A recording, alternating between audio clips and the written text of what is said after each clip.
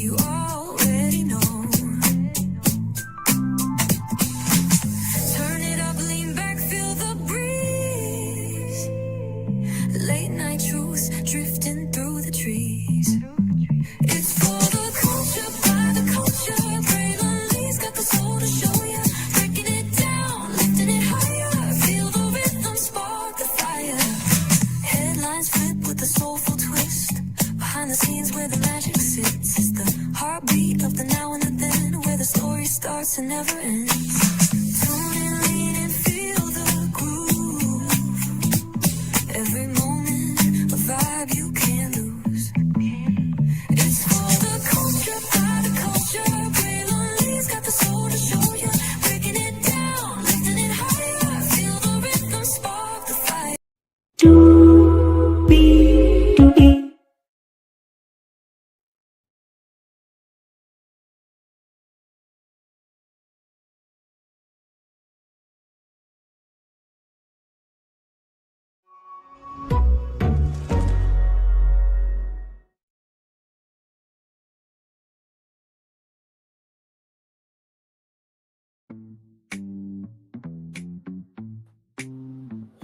Well, hello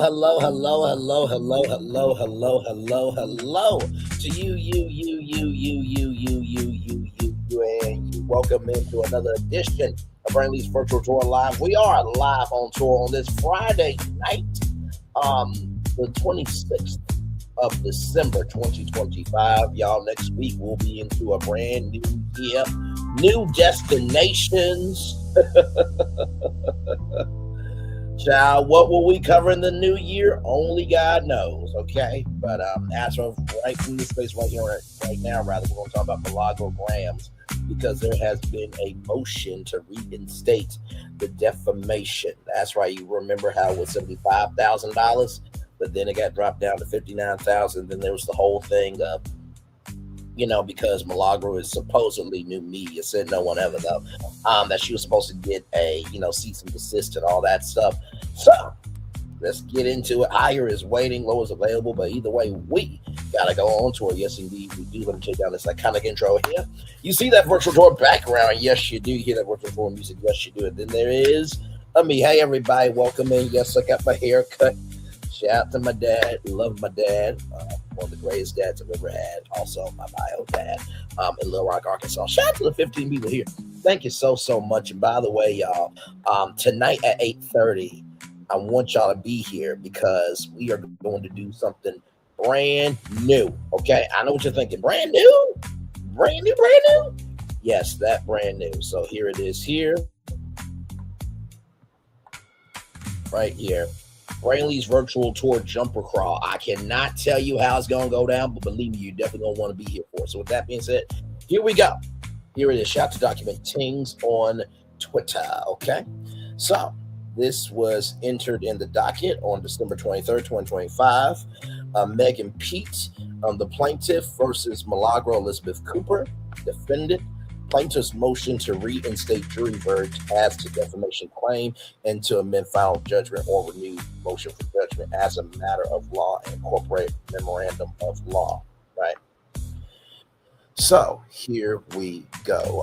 Plaintiff Megan Pete, plaintiff by and through her signed counsel and pursuant to federal rules of civil procedure 50B, 59E, and 60B, respectfully moves this court to reinstate the jury verdict as to plaintiff's defamation claim and to amend the final judgment consistent with the jury verdict. In support, states as follows. This is the introduction, everybody. This case should have been tried. It was rightfully tried on the merits of plaintiff's defamation claim. At the pleading stage, the court properly decided a threshold and is positive status issue that defendant is not a media defendant entitled to protection under section 770.01.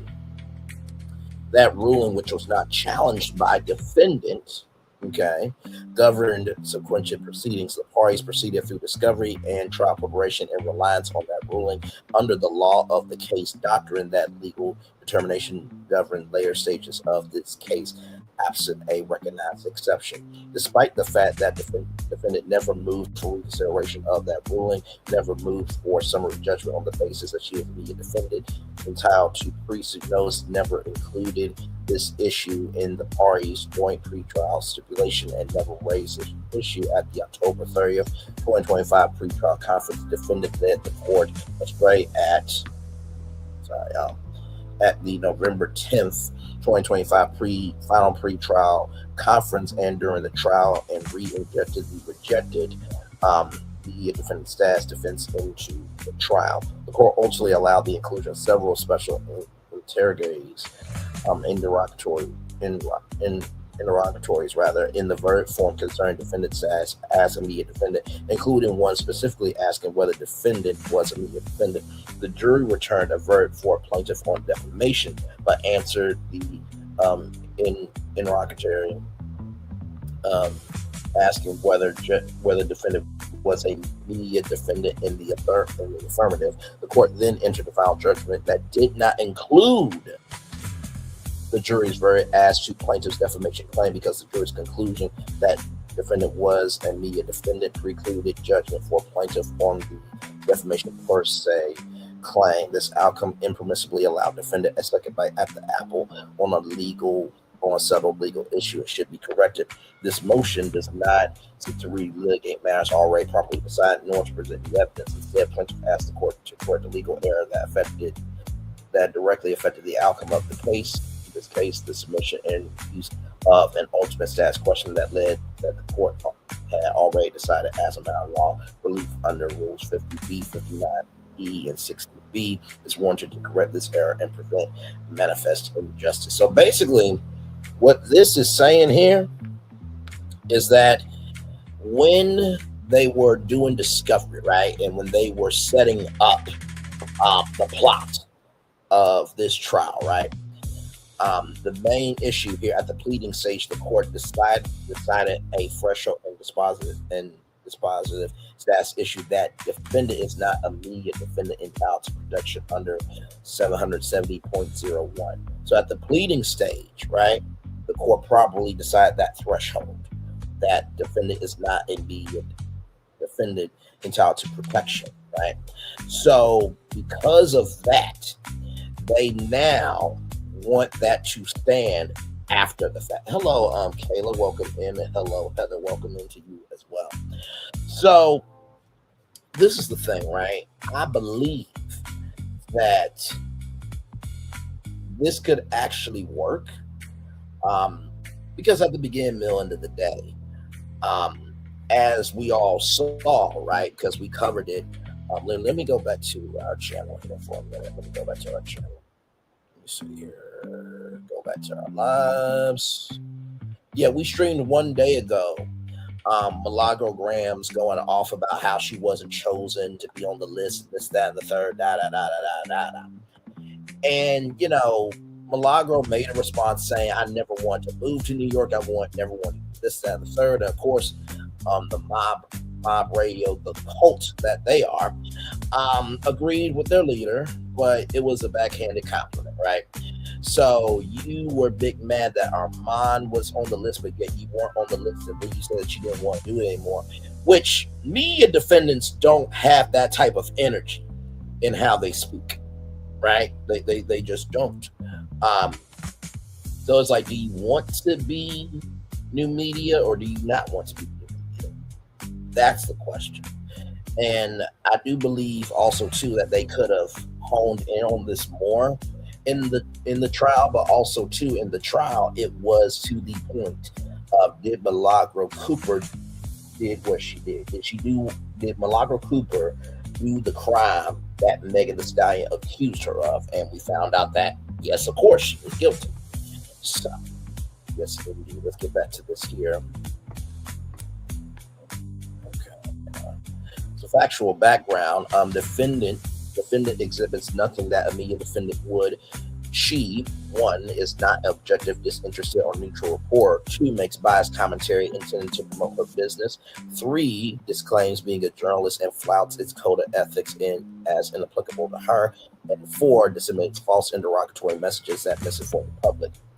A, defendant is neither neutral nor disinterested. She is a biased representative of Mr. Daystar Peterson. Number one, defendant aligns with Mr. Peterson prior to his criminal trial. The evidence at trial and affirmed by the jury proves that defendant is not a disinterested before. Rather, she's a paid surrogate of the Peterson, Sunstar, and Daystar Peterson, hired to promote their false narrative that plaintiff lied about being violently powed and further smear her reputation by branding her as an alcoholic, mentally retarded. I don't use that terminology, but because it's here in the document, we are going to go with that, ladies and gentlemen. Among other attacks, mere months after Mr. Daystar Peterson, plaintiff defendant wasted no time aligning herself with him. Speed trial exhibits J47 on defendant's September 17, 2020 Instagram direct message with Mr. Daystar Peterson. I don't know how you're doing your live tonight, but if you gave me that or any exclusive, it'll change my life. So that would be quid pro quo. You scratch my back, I scratch your back, right? So that's basically all that is there. J48 defendants September 2020 Instagram message with Mr. Sunstar Peterson, who requested to speak to her off the record. By aligning herself with the Peterson, defendant aided Mr. Peterson's circumvention of the protective and gag orders that prevented him from speaking to more about plaintiff in relation to the criminal case. Defendant willingly became Mr. Peterson's personal publicist and bullhorn, someone Mr. Peterson could rely on to publish his knowingly false and debunked narratives while maintaining consistent live attack against plaintiff. Defendant performed her services not as an impartial reporter or journalist seeking truth, but as a paid surrogate, compensated by her purported sources to spread the company line, or to told the company line to anyone who would listen. See Milagro Cooper trial 178-19 to 179-12 on November 18th, acknowledging Sunstar paid her $3,000 over the course of 17 or so months. Trial exhibits J261 defendants October 30th, 2024 live stream bragging about being on Daystar's payroll and receiving birthday wishes from him. Now, see, here's the thing. Let's just say, right, that I had a contract with, Skull Candy headphones, right? And let's just say that for $5,000 a month, they want me to wear their headphones on Braylon's Virtual Tour Live. That's what we call a retainer, right? So when you say you're on somebody's payroll, as an employee, right, you basically have to do what they say. And you did say that in your live stream. So there it is from that. J353 0312 468 defendants text with Sunstar discussing Houston meetup. J353.052-4 defendants text with Sunstar discussing Miami meetup. J353.087 defendants text with Sunstar discussing Los Angeles meetup. Sunstar Peterson deposition trial 5825-59-2 November 20th, 2025, acknowledging that he paid for defendant's flight, hotel, and general travel and business expenses when he visited Miami. Now, usually, when it comes to media, for example, and I remember this because there was a woman named Tiffany Cross. For those of you who may not remember Tiffany Cross, she was on MSNBC, now it's called MS Now. But she was on there with a show called The Cross Connection. And one of the things that they allege that Tiffany Cross did, now I don't know this to be true, okay? This is just from reporting. Let's just say that you had an assignment, right? Let's just say I worked for ABC News, or ABC rather, and they said, hey, Bray, we're going to fly you out to the Oscars. You're going to cover the Oscars red carpet live, right? When you are going to book for the trip, right, ABC will pay for the flight, they'll pay for the hotel, they'll pay for the transportation, they'll pay for the food, but up to a certain amount, right? So there are like approved hotels, but what ended up happening allegedly is that Tiffany Cross would stay at more expensive hotels and do things that were not within her per diem. her allowance, her budget, right, from MSNBC. So, but that's more of a media organization. But if you say you are a journalist, journalists usually don't get paid like that. Unless you are like a Barbara Walters, you know what I mean? Where Barbara Walters did these big interviews. And of course, Barbara Walters got paid, but she got paid from ABC News, right? She got paid from ABC. Nobody paid her personally to come interview them, right? So just want to get that context, conjecture, and connection. Number 2, defendant proudly showcases her allegiance to Mr. Peterson during his criminal trial. Leading up to Mr. Peterson's criminal trial, defendant and Mr. Peterson's father coordinated a public relations campaign designed to obstruct justice and attack plaintiff's credibility. Defendant's flurry of text with Mr. Sunstar Peterson reflects just that. See trial exhibits J353.071. Defendant's November 24th, 2022 text with Sunstar, who asked defendant to send him those materials ASAP before 2 attorneys. So journalists can't do that. I remember with Chris Cuomo, right? Chris Cuomo, who's been around for a very long time in media. He was on Good Morning America on ABC. Then he moved to 2020. Then he moved to CNN. He was a part of CNN New Day, which was, the flagship morning show. Then after that, he moved over to Cuomo Primetime, and he was one of the top slots on CNN. But then his brother Andrew Cuomo got into some SA allegations, this, that, and the third, and CNN found out that Chris Cuomo was helping out his brother Andrew, right? And you can't do that, right? So you have to be impartial and this, that, and the third. So because of that, he got fired from CNN. He asked the Chris Cuomo Project for a couple of months, and then he was hired at News Nation. So when it comes to like stuff like this, journalists are not supposed to intervene like that. Okay. J19, defendants November 25th, 2022 email with Sunstar with alleged dirt on plaintiff attachments that may be of value. So what this is giving me is the energy of campaign opposition research. How when you're running for president, you'll pay whoever to find research about your opponent. So there is that.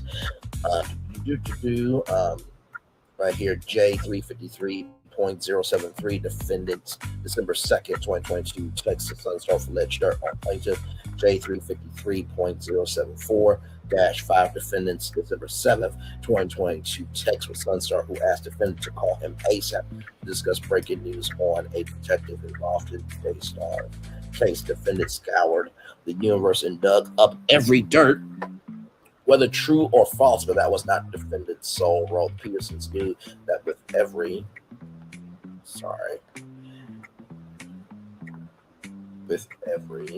exclusive news, with every exclusive news they broke to defendant, she would take to social media to share with the Bob defendants following. Trial exhibit J353.00077, defendants December 9th, 2022 text with Sunstar. Defendant attended every day of Mr. Peterson's criminal trial and sat with Mr. Peterson's family in the courtroom gallery, not with the media.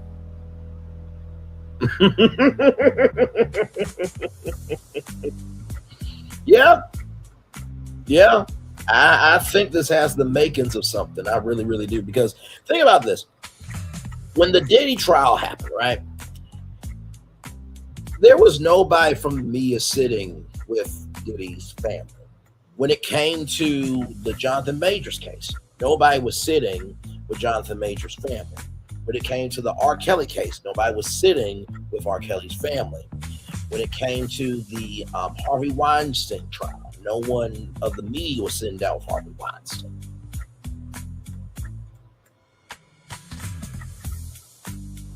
Listen, I am just giving my commentary on a publicly available document. Shout to document teams on Twitter. They are the GOAT. The GOAT. The GOAT when it comes to legal papers, for sure. And I always credit my sources, as we all should, because if you did the hard work, you deserve the credit. Amen. Amen. Let's keep going. Trial exhibit J25 defendant's live stream claiming to be one of 4 women sitting on Mr. Peterson's side of the courtroom as family. So you say that you knew media, but yet on a live stream you said that you were sitting with the Peterson on the Peterson side of the courtroom as family. A journalist doesn't say that they're family of a person that they're covering. But the mob is so smart, though. The supporters of Milagro are so smart. Milagro is so smart. Okay. Let's keep it going. Defendant also appeared at Mr. Sunstar Peterson's impromptu press conference outside the courthouse, not as a reporter in the press asking questions, but rather as a proud daughter and sister standing alongside the Peterson family, making undeniably clear what her allegiance lied. See trial exhibit J21, December 23rd, 2022 Instagram post. The shade room showing defendant with the Petersons at a post-verdict press conference. And Milagro has said in live streams that, you know, if y'all can't see how he's like a dad to me, then I don't know what to tell you. She has said that in live streams. So just keeping it a buck with y'all here.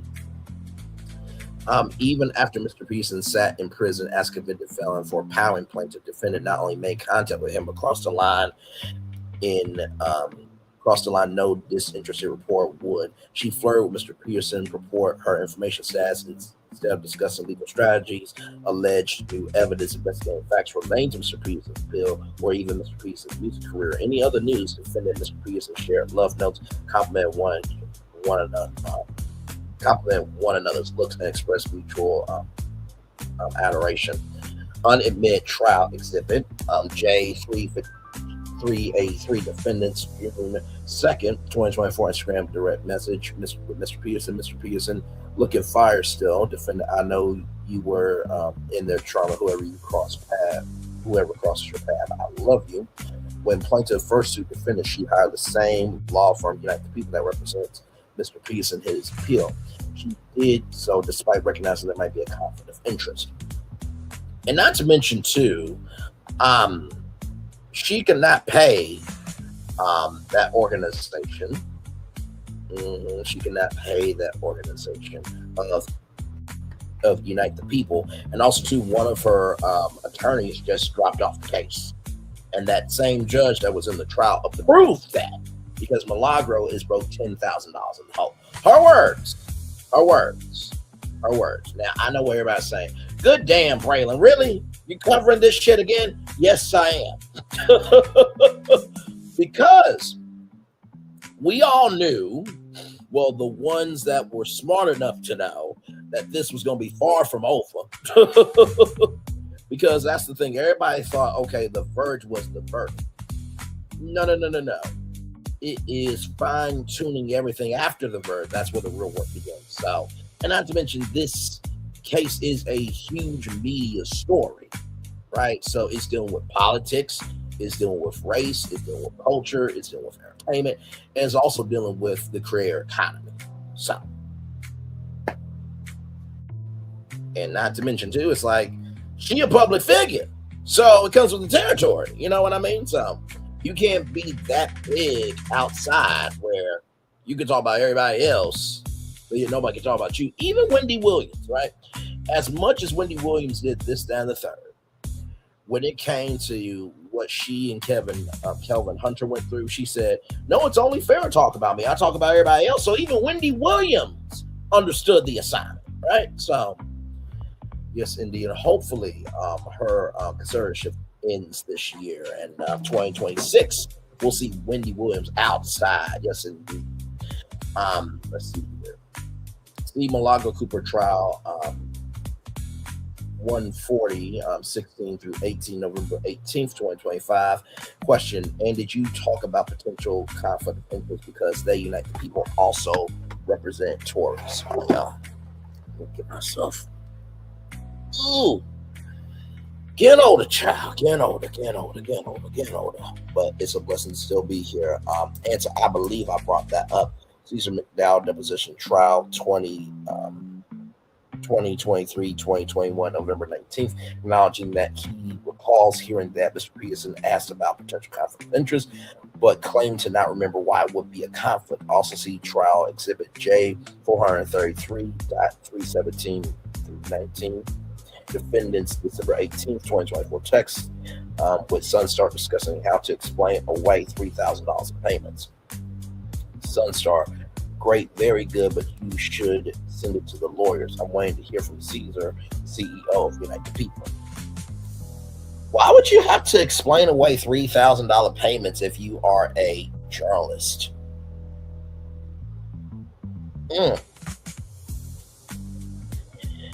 I mean, this is given when 47 used campaign funds to pay off an Orange Star. My Lord Jesus. Holy, okay. Right here, defendant promotes her personal brand. This is B. Defendant promotes her personal brand with biased partial commentary favorable to Mr. Peterson. Defendant built her mob radio brand off of defaming plaintiff. See Megan P. trial 17/24/18.1. That one November 21st. She's famous because she's talking about Megan Thee Stallion in Tory Lane's case. She got famous and known for trashing me. Trial exhibit J 486 defendants. June 9th, 2024, live stream by two influential now is what I come to realize. Emil Holland Briggs trial 28/14/29/14, November 20th, 2025, testifying that defendants' dangerous cult-like following and further perpetrates anything defendant disseminates. At 30/14 through 17, it was almost like a daily segment about plaintiff, to be honest with you. Defendant's obsessive coverage of plaintiff, particularly concerning plaintiff's private affairs such as the family background, alleged mental capacity, or alcohol consumption, undercuts her argument that she operated for the purpose of informing the public on matters of concern. Rather, defendant built a social media business centered around smearing plaintiff's reputation. Now, with that being said, let me show y'all something, right? Because I know Milagro, the mob, her support is going to be like, oh my God, all you do is talk about her, da. It was just like the Kenya Moore thing. Some people thought I was a Kenya Moore hater. Child, it was a cultural experience. Everybody was waiting for Kenya Moore's confessions. But let me show you what I do. Here it is, okay? We got the jumper crawl tonight. Cannot wait for y'all to see that format. But then we have this one that you're watching here. Christmas check-in, did that yesterday. Milagro Gramz, Marlon Wiggins break down Townhall, Married to Medicine, Nicki Minaj, Potomac, Stars, Ready to Love, Wendy Osefo, Eddie Osefo, CBS, Charlamagne the God, Jelly Roll, Courtney B. Vance, Kristen Cabot. Let's see here. TikTok. Oh, we talked about thighs. Yes, of course. Then we talked about TikTok and Universal. TikTok right here. The Oscars. Warner Brothers, RK1 Up, Twitter, Jack in the Box, Megan Thee Stallion, TikTok again, Six Flags, Barry Weiss, CBS News, OWN, Ray J, Lizzo, New York Radio, Universal Parks and Resorts, and the CEO Club with Serena Williams, Funky Dineva, Tasha Dickerson, Rita Ora, Zido Beatery, Jasmine Carr, DJ Crystal Devon, Nursing and Ba TV, Usher, Jacqueline Carr, Gene Cersei, Academics or PDF Academics, Michael Virgil, Erica Banks, Ray J,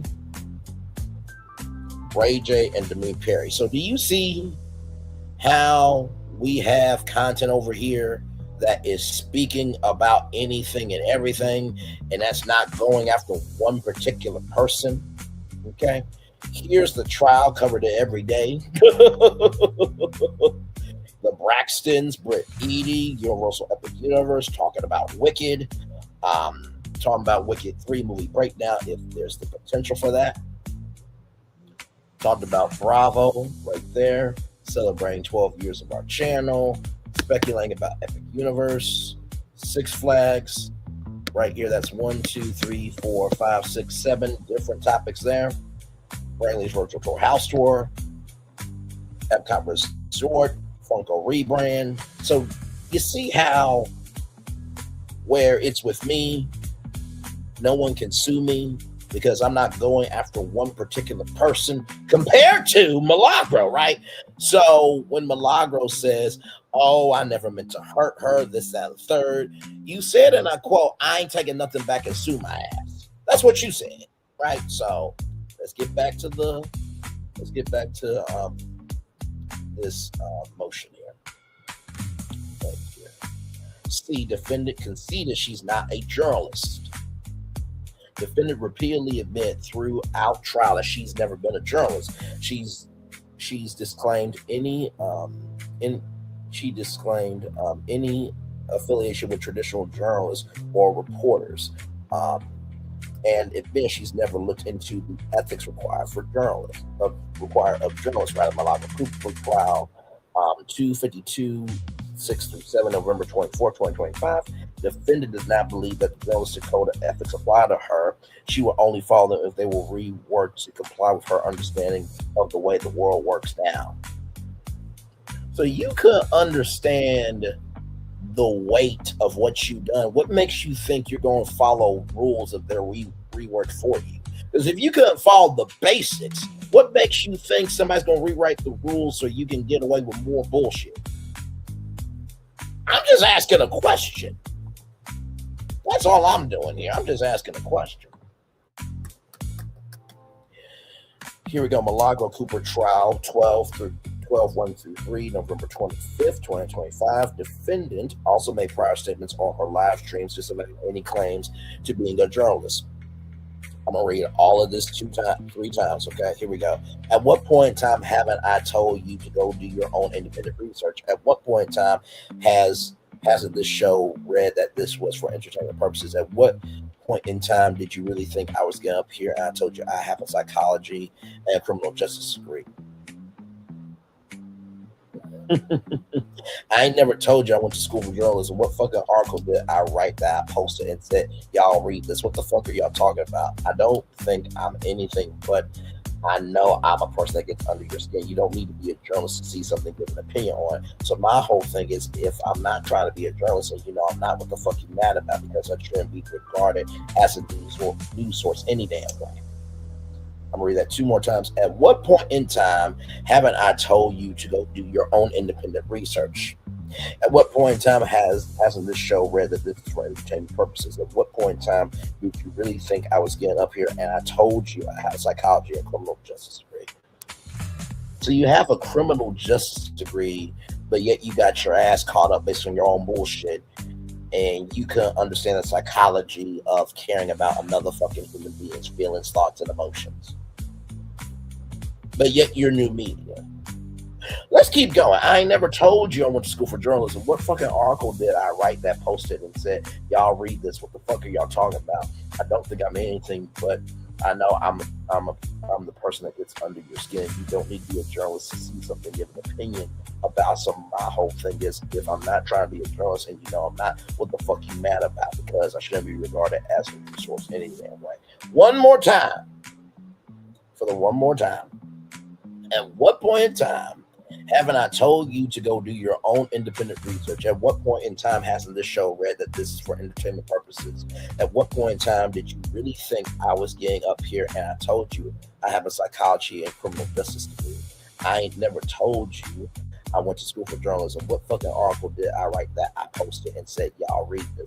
What the fuck are y'all talking about? I don't think I'm anything, but I know I'm the person that gets under your skin. You don't need to be a journalist to see something, give an opinion about. So my whole thing is, if I'm not trying to be a journalist and I'm not, what the fuck you mad about? Because I shouldn't be regarded as a news source any damn way. Okay. Trial Exhibit J562, defendants, October 30th, 2024 live stream. Also see Milagro Cooper trial, 10/17 through 19, November 25th, 2025. In that same live stream, defendant again disclaimed Any connection to being a journalist, claiming everything is not meant to be a news report. I did not tell anybody I was a reporter. Everything is not meant to be a news report. I did not tell anybody I was a reporter. Everything is not meant to be a news report. I did not tell anybody I was a reporter. Defendant instead characterizes herself as more of an entertainer.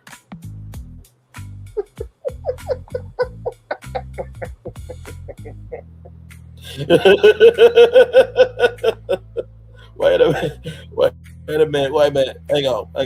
This is inside Milagro's mind, y'all. Here we go. It's not just feeding the hungry only on Thanksgiving. It's an everyday situation. You know what I mean? This is 265 days a year.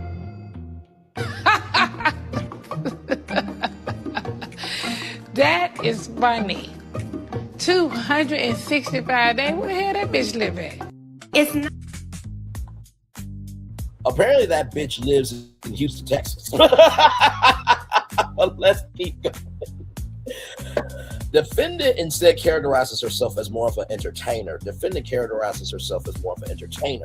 Milagro What was I about to say? Milagro Crapper. Anyway, Milagro Cooper. It's been a long day, y'all. Trial 253-12-18. November 24th, 2025. Indeed, defendant puts a disclaimer in every description box on all her videos, claiming that her shows for entertainment purposes only and shall not be deemed as fact or advice. Let me read that two more times. Defendant puts a disclaimer in every description box on all her videos, claiming that her show is for entertainment purposes only, shall not be deemed as fact or advice. Defendant puts a disclaimer in every description box on all of her videos, claiming that her show is for entertainment purposes only and shall not be deemed as fact or advice. Here we go. And by the way, it says here, see right here, also trial exhibit J336, defendants, July 30th, 2024, live stream, NID 256, 215, and then 85-13-21. D. Defendant disseminates false and defamatory messages intended to misinform the public. There is no dispute that defendant is a prolific content creator. The evidence at trial demonstrated that defendant's content was about plaintiff, which constituted the core of her online discussions, was false, biased, and defamatory. See ECF number 226. Defendant, no matter how regularly she released content, did not report on news or information related to matters of public concern. Instead, she was spreading rumor, speculation, and lies favoring Mr. Peterson and designed to obstruct justice in an effort to falsely exonerate him at the expense of plaintiff's reputation and emotional state. Indeed, every one of Tory's narratives that works in his favor has come from Milagro. Megan P. trial 15-13-14, November 24th, 2025. C. trial exhibit J248, defendants, February 23rd, 2022. Twitter post breaking: it was revealed in court a few moments ago, but it was revealed in court a few moments ago that Tory Lane's DNA was not found on the weapon in the Meg Thee Stallion case.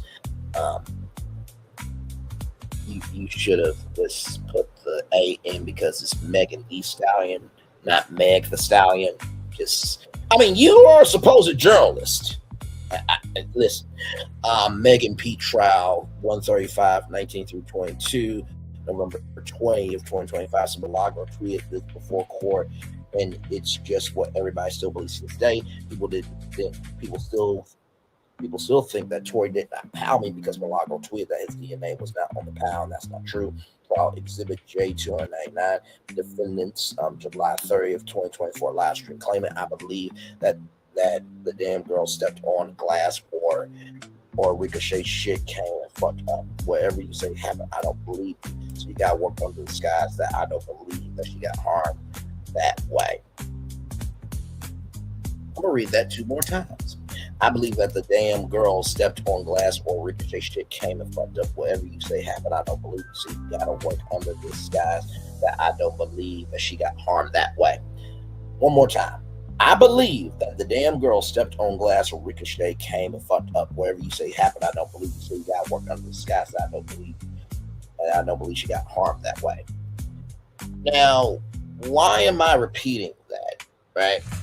Because as a journalist, you are supposed to give the facts as they are. As a journalist, you cannot say, I don't believe you, or I do believe you, right? And number two, journalists are supposed to inform. Journalists are supposed to inform. Journalists are supposed to inform, not persuade.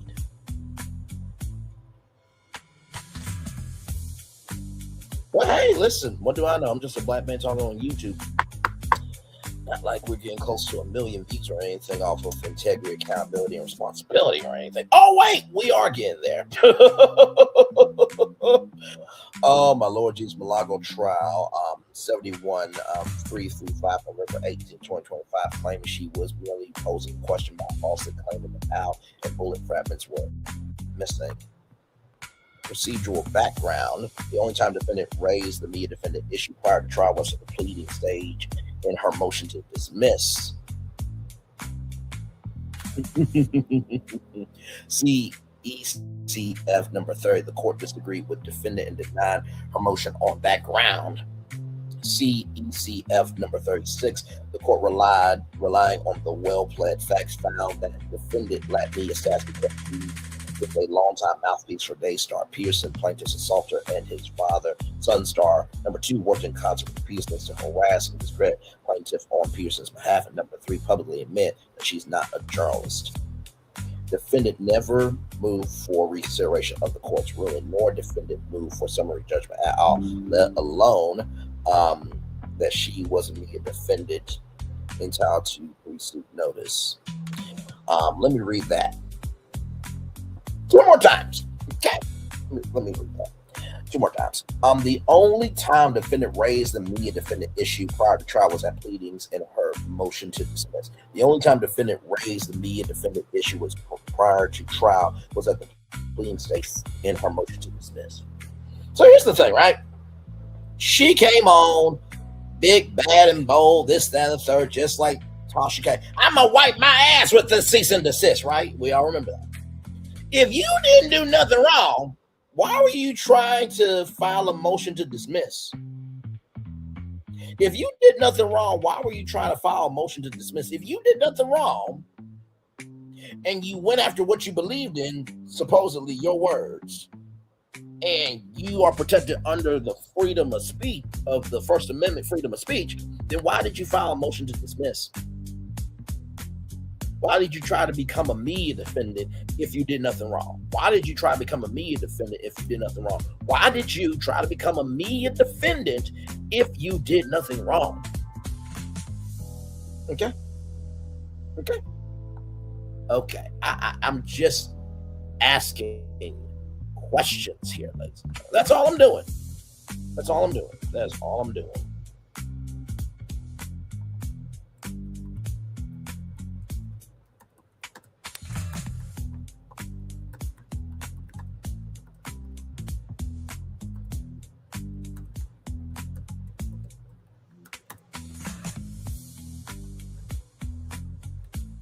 There we go. Yes, indeed. Here, let's get back to this. 3 things. Number 1, she's a longtime mouthpiece for Daystar Pearson, plaintiff's assaulter, and his father, Sunstar. Number 2, worked in concert with the Pearsons to harass and discredit plaintiff on Pearson's behalf. And number 3, publicly admitted that she's not a journalist. Number 1, she's a longtime mouthpiece for Daystar Pearson, plaintiff's assaulter, and his father, Sunstar. Number 2, worked in concert with the Pearsons to harass and discredit plaintiff on the Pearsons' behalf. And number 3, publicly admitted that she's not a journalist. I want to just zoom in on number 3 real quick. Publicly admit that she's not a journalist. Publicly admit that she's not a journalist. Publicly admit that she's not a journalist, which would mean that she could not be a media defendant. Because when we pulled up the definition according to Google, Google said that a media defendant is not necessarily a journalist. And you really want to go up against a media nerd of social media. Oh, Lord, let's keep it going. Defendant never moved for reconsideration of the court's ruling, nor did defendant move for summary judgment at all, let alone on the basis that she was a media defendant who would be entitled to pre-suit notice. At the October 30th, 2025 pre-trial conference, defendant again chose not to raise the media defendant issue. Let me say that 2 more times. Defendant again chose not to raise the media defendant issue. Defendant again chose not to raise the media defendant issue.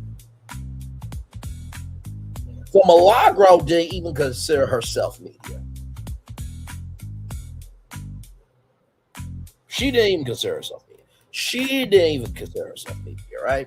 Let's keep going. CEF number 172 pretrial conference, October 30th, 2025. It was only at the final pretrial conference on November 10th, 2025, after the close of pleadings, discovery, summary judgment, and prior pretrial conferences, that defendant re-raised the media defendant issue and requested to leave to brief the issue on whether plaintiff was required to prove actual damages on her media defendant claim. So you had from October 30th to November, so October, November, basically a month and some change, to raise the media defendant issue. And after the pleadings, right, the discovery of everything, including those deleted messages that you tried to get rid of because you know your ass was guilty, the summary judgment of, what, each party wants, and then the prior pretrial conferences to work out everything. After the work's been done and you saw that your work was going to fuck you up, then you want to raise the media defendant issue after the evidence was already put out. Okay, child. On the first day of trial, after the jury was seated before opening statements commenced, the court agreed again with the plaintiff that defendant does not qualify as a media defendant. On the first day of trial, after the jury was seated and before opening statements commenced, the court again agreed with the plaintiff that the defendant does not qualify as a media defendant. One more time for all the people in the back. On the first day of trial, after the jury was seated and before opening statements commenced, the court again agreed with the plaintiff that the defendant does not qualify as a media defendant, and found, consistent with my ruling in the order on the motion to dismiss, the defendant is not a media defendant. And found, consistent with my ruling in my order on the motion to dismiss, the defendant is not a media defendant. Consistent with my ruling in my order on the motion to dismiss, the defendant is not a media defendant.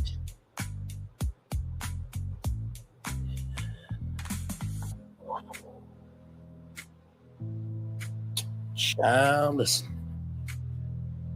I'm just reading it. That's all I'm doing. I'm just reading it, you hearing it. Okay? That's all we're doing here.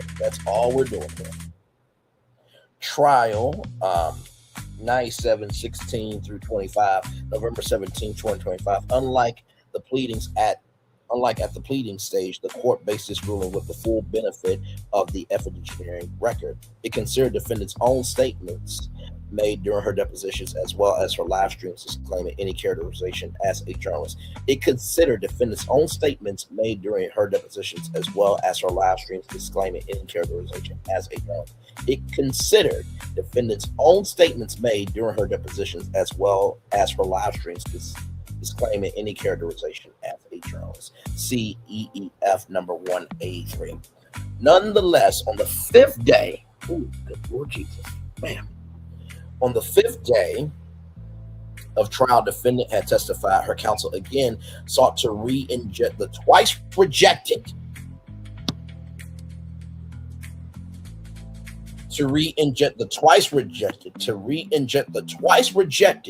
media defendant issue.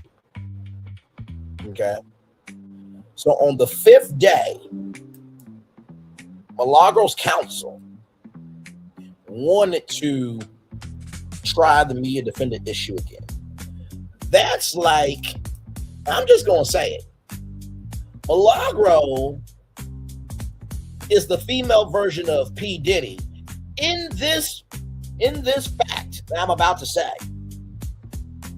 although Milagro Gramz has a SA lawsuit that has some energy of P. Diddy, that's neither here nor there, but a very important point to know. Here's where I'm saying Milagro is the female version of P. Diddy, right?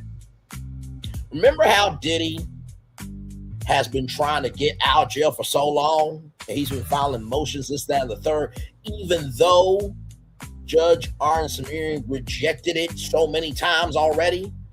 Hello, birds of a feather flock together. I'm just saying. For it to be rejected twice of the media defendant issue, and Milagro's counsel sought to re-inject it again, they knew early on in the trial that Milagro Gramz fucked herself up the asshole with no lube and she's bleeding. And they could not do anything to soothe her pain. All right. See trial 108 through 13, November 21st, 2025. After the parties submit briefing and met and conferred, the court held that issue would be submitted to the jury subject to post-verdict briefing. See ECF numbers 183, 207, 208, 211. Plaintiff then sought to preserve and raise the issue after the defendant's case in chief pursuant to federal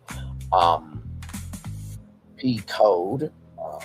I believe that's it. Federal Reserve civil penalty 50. I believe that's how you say it. But hey, listen, if I butchered it, lawyers, let me know. Okay, I know just Jonda is a great lawyer. I know that she is very productive as always. So, by the way, like, comment, share, subscribe to Just Jonda, a great system for sure.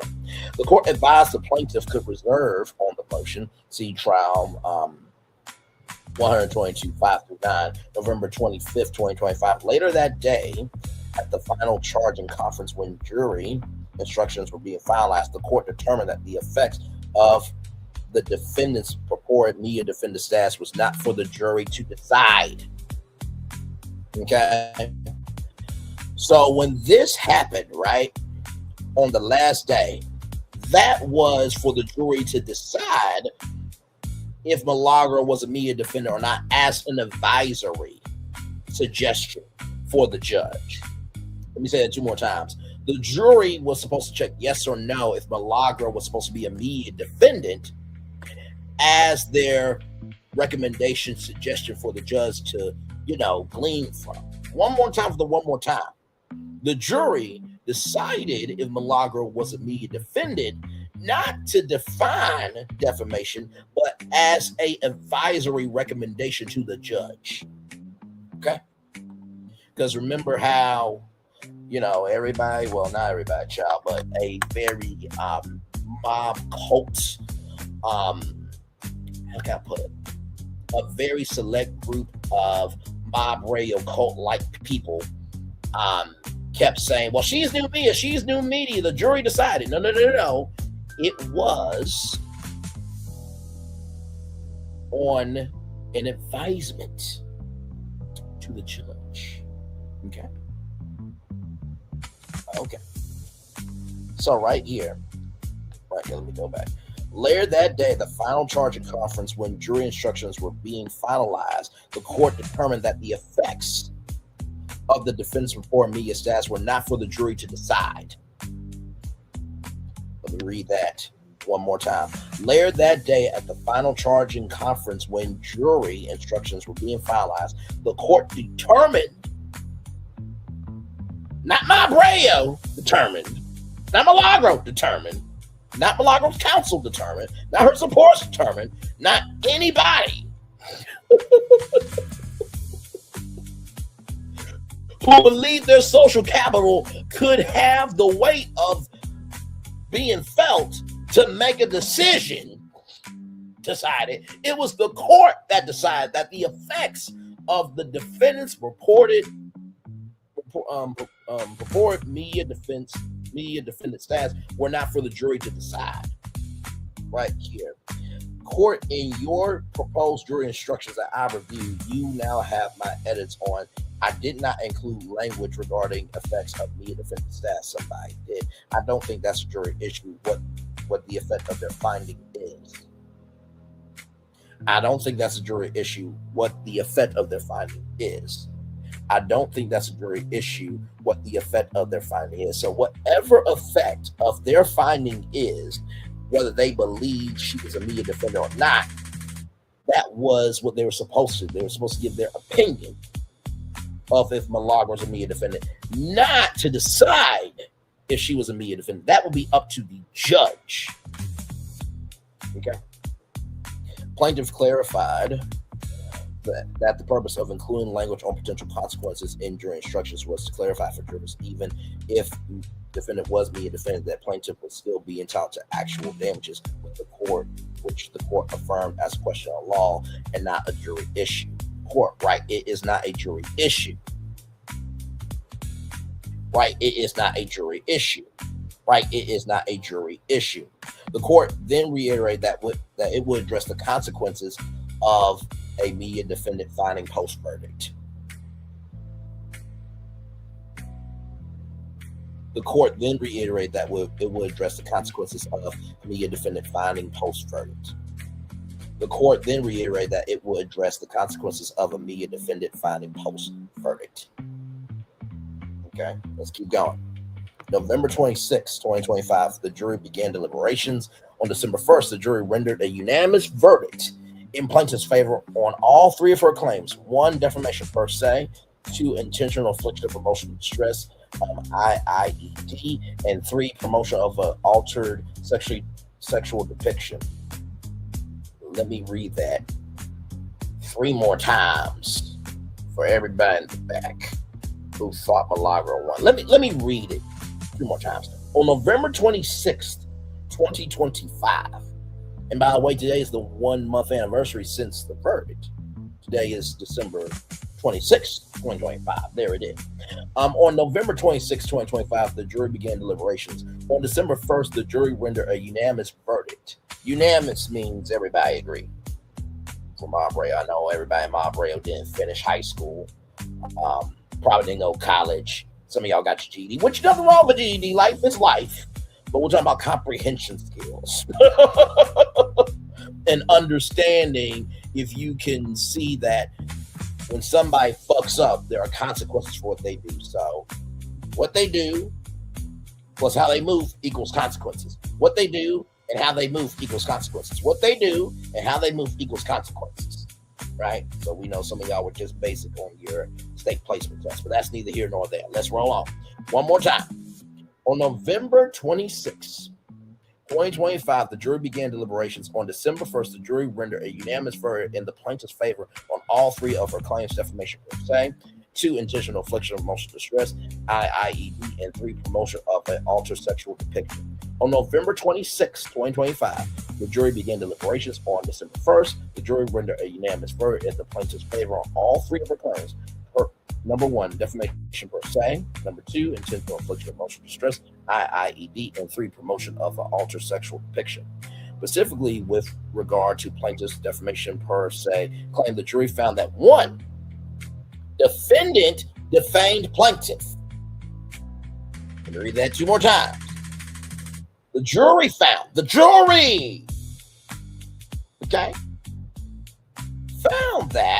defendant defamed plaintiff, that Milagro defamed Meg.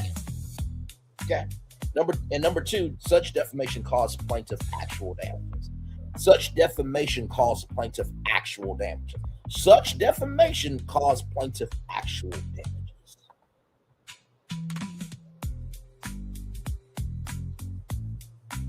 I'm just reading it. That's all I'm doing. I'm just reading it. I am just reading it. Okay. That's why I titled this live, Megan the Historian. Did you forget your words? The Milagro Gramz Reinstatement Breakdown Townhall, because we're breaking down this motion to reinstate the defamation claim. Okay? That's what we're doing. CECF number 226, questions 1 and 2. The jury also found defendant did not provide disinterested and neutral commentary, rather advocacy for a particular client or personal interest, and did not impartially disseminate information, but rather acted primarily to promote her own business products or services. Let me read that 2 more times.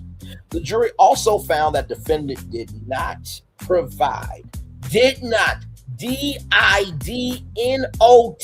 did not provide disinterested and neutral commentary rather than advocacy for particular client or personal interest, and did not impartially disseminate information, but rather acted primarily to promote her own business products or services.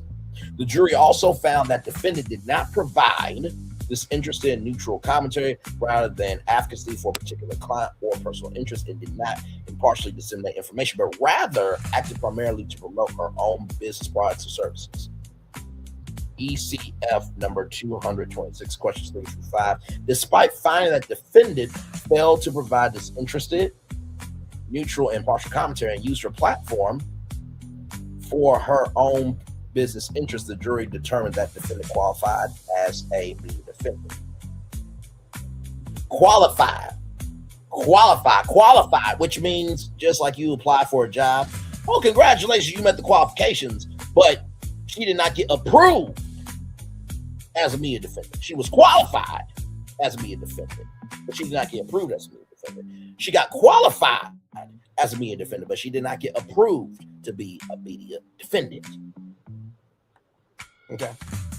It says here, despite finding the defendant failed to provide disinterested, neutral, and partial commentary and use her platform for her own business interests, despite finding that defendant failed to provide disinterested, neutral, and partial commentary and use her platform for her own business interests, rather. Okay.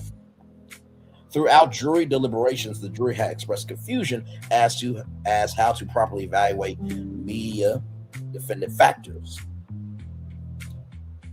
Just want to read that 2 more times. The jury had expressed confusion as to how to properly evaluate the media defendant factors. The jury had expressed confusion as to how to properly evaluate the media defendant factors. See ECF number 237. We are confused. If we believe half of the factors, is that considered a yes as to defendant media status? In response, plaintiffs sought to advise the jury while no one factor is positive, whether a defendant is disinterested, neutral.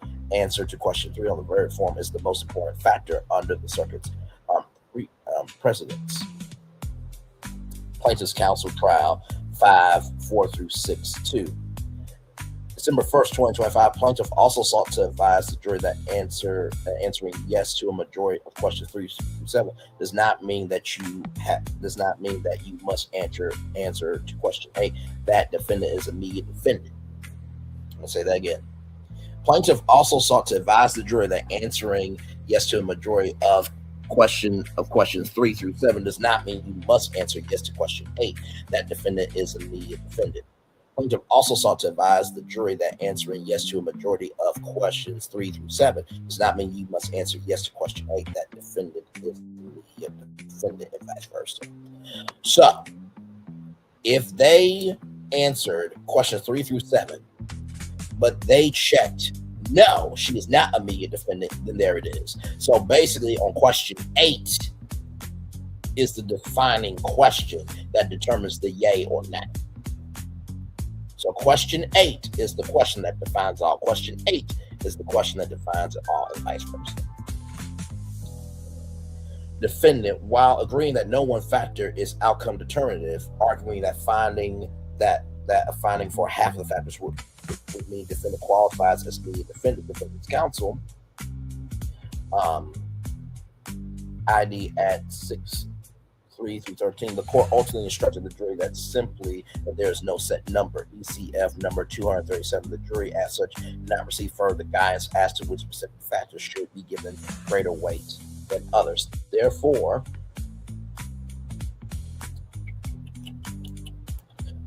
the court entered final judgment on counts 2 IIED and counts 2 and 3 promotion of an alter sexual depiction, but not on count 1 defamation per se.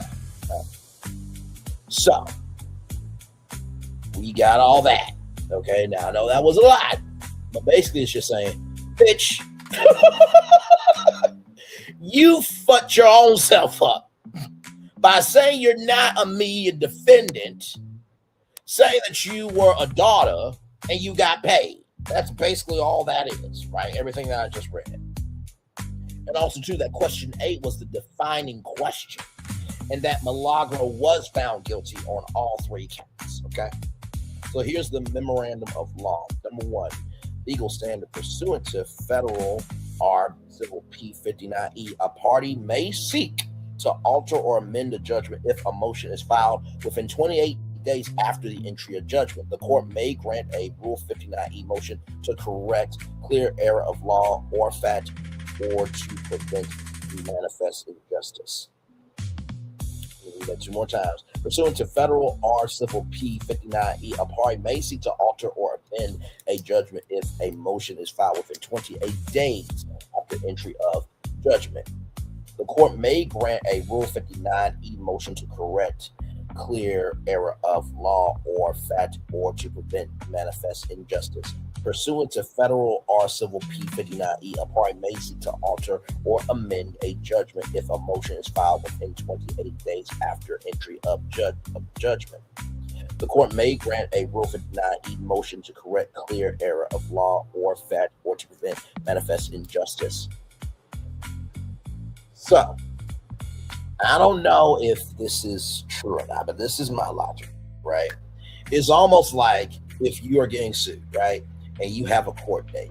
If you don't show up, then the other party wins automatically. So, within 28 days of this, right, within 28 days of this, if Megan and her team do not respond to this, could that mean potentially? Now, I'm not saying this is a fact, okay? So listen. But could this mean that potentially that Megan wins defamation, right? If that is the case.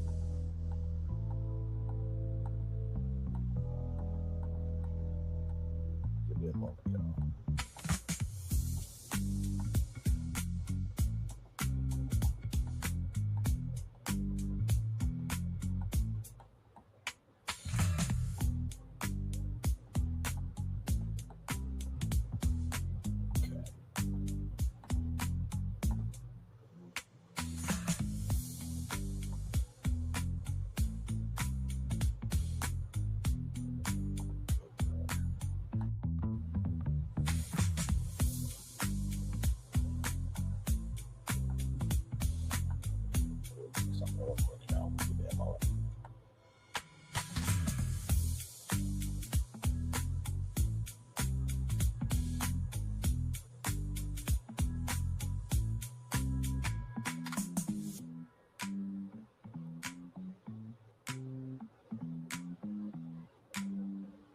Okay, so here it is here. So shout out to the courtlistener.com. So this is courtlistener.com right here.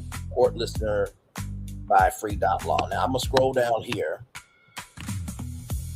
Now, like I said, this is just my commentary, right? Responses due by January 6th of 2026. Now, if Milagro and her team, which I believe are still working for free, do not respond by that time, right? Now, you can respond on that day still, January 6th, 2026. But if you do not respond, could that mean that Megan gets the default judgment on defamation? Let me type that. If you do not respond to a claim, to a motion, does that mean a default judgment?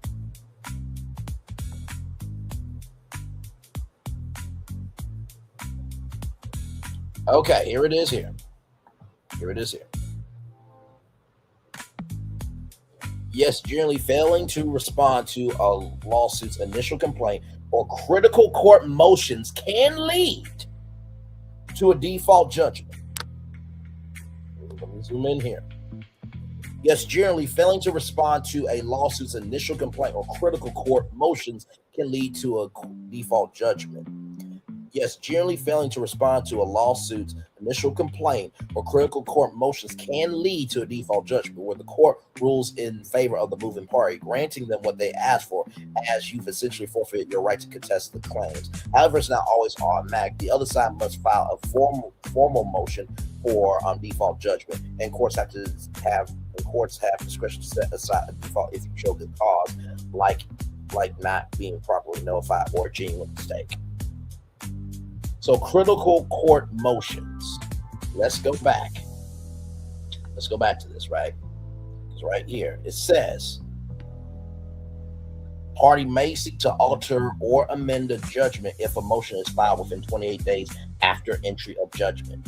So after those 28 days, if Milagro Gramz and her team does not respond, and this is a critical court motion, this could lead to a default judgment where the court will rule in favor of Megan Thee Stallion. Okay? All right, let's keep going.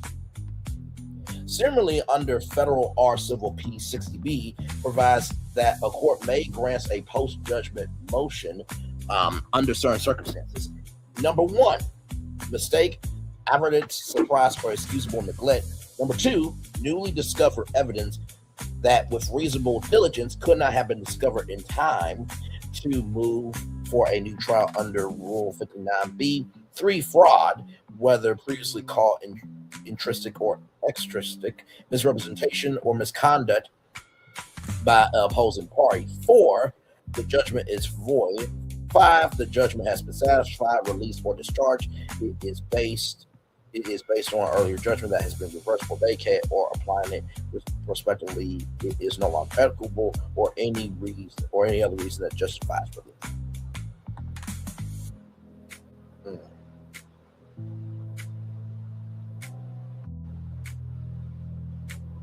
So right here, I believe that right here, number one, mistake, inadvertent, surprise, or excusable neglect. So to me, this was a mistake, right? Because the jury was confused on the questions. And I do think it was excusable neglect because you have a paper trail of the court saying that Milagro is not a immediate defendant. So I believe that number one is the main worm that they are using to hook in this fish. I believe number one, mistake, advertence, surprise, or excusable neglect. Mistake, and inadvertent, surprise, or excusable neglect. I think number one is the one that they're using to hook this fish in. I think number one is the word that they're using to hook this fish in. Right here, a mistake contemplated by Rule 60B1 encompasses a judge's errors of law and applies to misconception, misunderstanding, or fault in opinion or judgment. Kemp versus United States. That's not Kempire, everybody, okay? Shout out to Kempire, though. White Comic should subscribe to Kempire. A mistake also encompasses the ordinary legal means to include a judge's mistakes of law or fact. Similarly, a Rule 59E motion gives a district court the chance to rectify its own mistakes in the period immediately following its decision. Bannister versus Davis, 590 U.S. 504, 508, 2020. Okay. Right here. Rule 60B6 is the catch-all ground for relief and allows for relief for any other reason that justifies relief. Rule 60B6 is available when there is a risk of injustice to the parties or a risk of undermining the public's confidence in the judicial process. The decision to grant a Rule 59E or 60B motion is committed to the district court's sound discretion. So the district court has wide jurisdiction under Rule 59E. Rule 59E, this is right here, encompasses a judge's errors of law and applies to misconception, misunderstanding, or fault in her opinion. default in opinion or judgment. So because the paper trail was created by Milagro Gramz, and because it was a paper trail followed in this legal pursuit of justice, that there has been implications to showcase that Milagro Gramz is not a media defendant, then therefore it goes to the misconception, misunderstanding, and the fault in the opinion and judgment of this judge. Damn. They really did their work on this one, child. Rule 60 should be liably construed in order to do substantial justice. Lastly, under Federal R Civil P 50B, a movement may file a renewed motion for judgment as a matter of law. The standard for granting a renewed motion for judgment as a matter of law under Rule 50B is precisely the same as the standard for granting the pre-submission motion under Rule 50A. Thus, as with motions under Rule 50A, the question for the district court confronting a renewed Rule 50B motion is whether evidence is legally sufficient to find for the party on that issue. Stated differently, entry of judgment as a matter of law under Rule 50B is appropriate when a party presents no legally sufficient evidentiary basis for a reasonable jury to find for him on a material element of his cause of action. Number 2, the MTD order decided the controlling legal issue became the law of the case for trial and post-trial proceedings. The well-established law of the case doctrine prohibits the relitigation of legal issues previously decided in the same case. This policy ensures that there will be an end to litigation by foreclosing the possibility of repeatedly litigating an issue already decided. When a court decides upon rule of law that the decision should continue to govern the same issues in sequential stages in the same case. This doctrine is designed rather to further important goals while to just and efficient judicial process, including the provision of an end to litigation and the discouragement of panel shopping and the promotion of consistency in rules between courts. The MTD order did more than merely allow this case to proceed. It resolved a discrete legal question central to liability: whether defendant is a media defendant entitled to statutory pre-suit notice under Florida Statute 770.01, which the court clearly and unequivocally decided the defendant was not.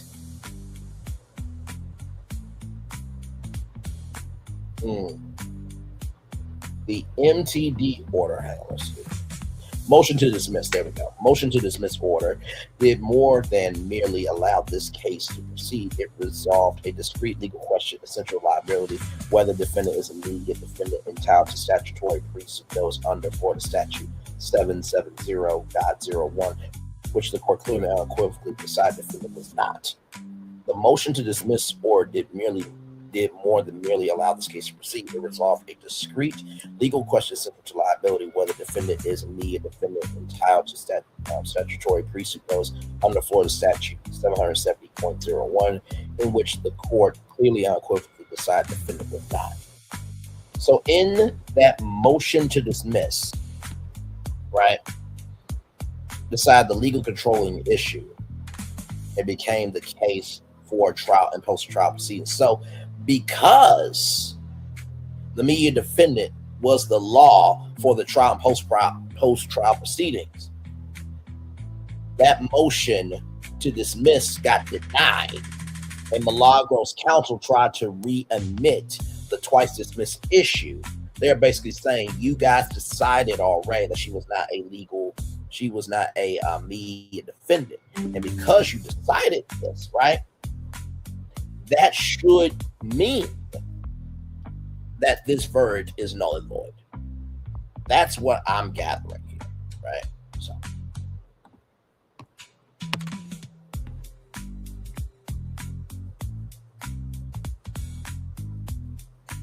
let's see here. Had the court determined otherwise, count one of plaintiff's complaint would have been dismissed. See Buckley Moore, 2021 WL 3173185. SD Florida, July 26, 2021. Dismissing defamation claim due to insufficient pre-suit notice, staying ordinarily a plaintiff's failure to comply with the pre-notice requirement requires dismissal of complaint for failure to state a cause of action. Sir versus Oski. SD Florida, October 25th, 2025, denying motion to dismiss, finding defendant is not a mere defendant entitled pre-suit notice. Had count one been dismissed for this reason, the plaintiff could have and would have provided pre-suit notice in order to cure this defect in its pleading and thereafter refile its defamation. See Barbardo versus Miami Herald Media, September 17th, 2021. If only if the time to comply with the statutory precondition has been expired should the action be dismissed with prejudice. Only if the time to comply with the statutory precondition has expired should the action be dismissed with prejudice. Only if the time to comply with the statutory precondition has expired should the action be dismissed with prejudice. However, the court's correct determination that defendant was not a media defendant obfuscated the need for any pre-suit notice. However, the court's correct determination that defendant was not a media defendant obfuscated the need for any pre-suit notice. However, the court's correct determination that defendant was not a media defendant obviated the need for any pre-suit notice.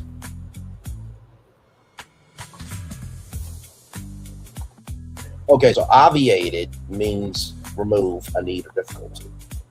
So, with that being said, however, the court's correct determination that defendant was not a media defendant removed the need for any pre-suit notice. However, the court's correct determination that defendant was not a media defendant removed the need for any pre-suit notice. However, the court's correct determination that defendant was not a media defendant removed the need for any pre-suit notice. So, if the court had decided that Milagro was a media defendant, then officially the defamation claim would have been thrown out. But because it was decided in the pre-trial and the discovery and everything in between that Milagro was not a media defendant, then guess what? Basically, Megan did what she needed to do, and she deserves the defamation claim reinstated. No exception authorizes a departure from the motion to dismiss order. Clay identifies three narrow exceptions: substantially different evidence, number two, inadvertently change in controlling law, or three, clear error in prior ruling producing a manifest injustice. So, I do believe all three of these are at play. A clear error in the prior ruling producing a manifest injustice, that is very true. And also two, defendant did not provide any different evidence and intervening change in controlling law. So the intervening change in controlling law here is that the court determined that she was not a media defendant. So because of that judgment from the court officially, that showcases a change in the controlling law of the defamation being in place.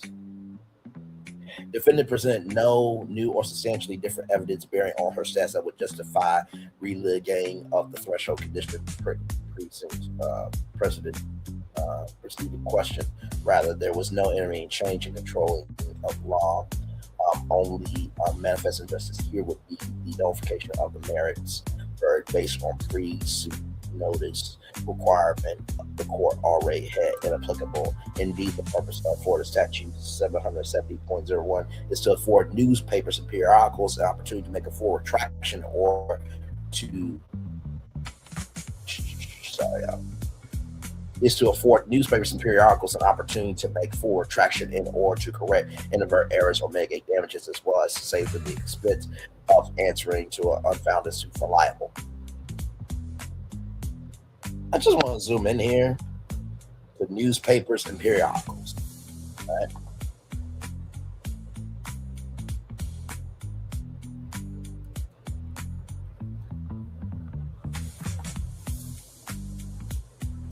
Right here. Right here. They really did their big one. Right here, periodical. A magazine or newspaper published at regular intervals. Similarly, right here, journal, publication, magazine, newspaper, paper, review, digest, gazette, newsletter, organ, serial, annual, quarterly, monthly, bi-weekly, fortnightly, weekly, bi-weekly, mag, book, or glossy. None of these similar words say content there. This says magazine or newspaper published at regular intervals, not video or audio published at regular intervals. Not video or audio published at regular intervals. Not audio or video published at regular intervals. That is what periodical is, everybody. Periodical. Periodical. Periodical. Periodical. Periodical. Periodical. Sorry, y'all. Periodical. One more Periodical. time. One more Periodical. time. One more time. Periodical. One more time for the one more time for the one more time. Periodical. Okay, let's roll on. One more time. Periodical. Let's get back to this damn motion. Anyway, let's roll on. My Lord Jesus. In other words, it was never the intent of the Florida legislature to have parties in a defamation action proceed all the way through trial only to strike a defamation claim for failure to provide a pre-suit notice. In other words, it was never the intent of the Florida legislature to have parties in a defamation action proceed all the way through trial only to strike a defamation notice, defamation claim for failure to provide pre-suit notice. It was never the intent of the Florida legislature to have parties in a defamation action proceed all the way through trial only to strike a defamation claim for failure to provide pre-suit notice. So otherwise, because Milagro was determined by the court, in the words of Andy Cohen, it was determined that Megan Thee Stallion did not break any policies. Y'all remember that clip of Andy Cohen? It was determined by Bravo that you did not, that you did fail at that policy. Give me a moment. Hang on a second. Give me a moment.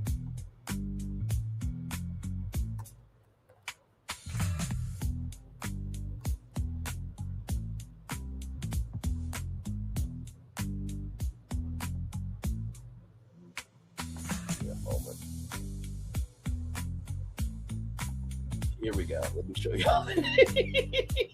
I'm so fucking batty. Oh my Lord. Okay, here we go. So this is basically what happened with Megan Thee Stallion in terms of what's happening now. Like, y'all, cut the bullshit. But the biggest thing I want y'all to know is this. Andy, say it again for me. On set, it was determined that you didn't violate that policy. So, say it again. What happened with Megan Thee Stallion? Andy, say it again for me. On set, it was determined that you didn't violate that policy. So, one more time. For me. On set, it was determined that you didn't violate that policy. So it was determined that Megan Thee Stallion did not violate the rules of law for how she went after Milagro Gramz.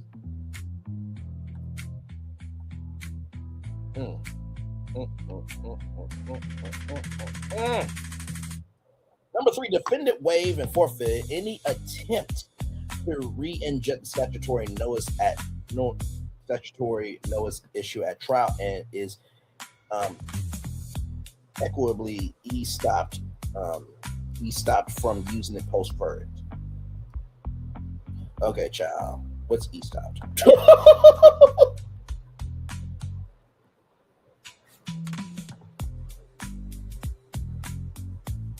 All right. So in law, estopped from the principle of estoppel means being legally prevented or barred from asserting a claim, right, or fact because your prior words or actions, like a promise or omission, led to someone else reasonably relying on the cause of harm if you change your stance. Essentially, it stops someone from going back on their word, contradicting themselves when it would be unfair to another party, ensuring consistency and preventing injustice.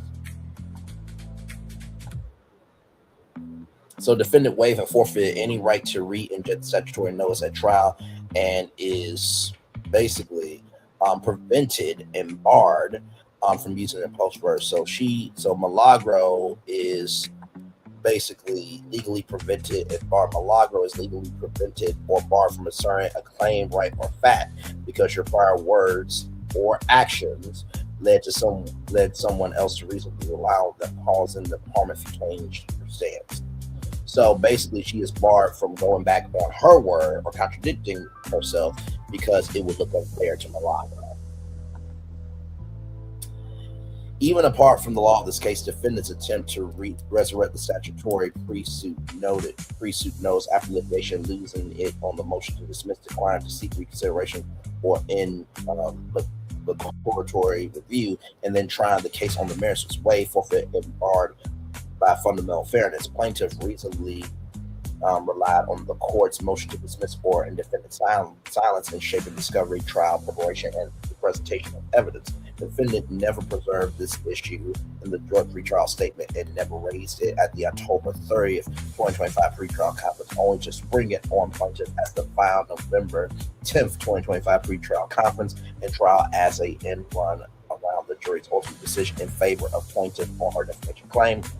For this equitable estoppel doctrine exists to prevent exactly this sort of sandbagging.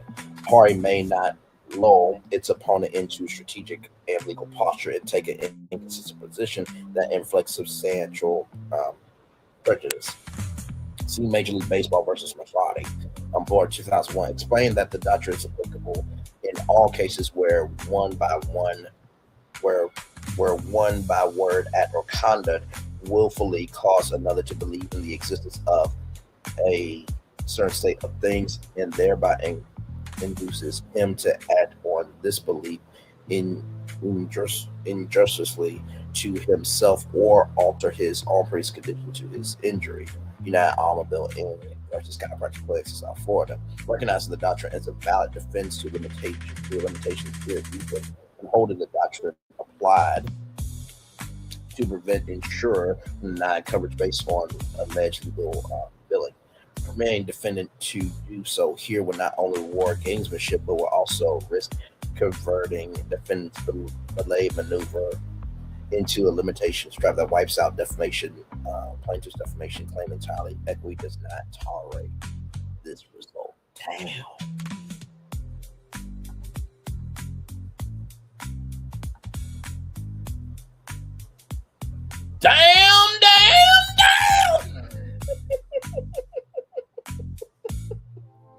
So basically, what this is saying here is because you don't want to deal with the consequences doesn't mean you can renege and now bring up the thing that can get you out of what you got caught up in.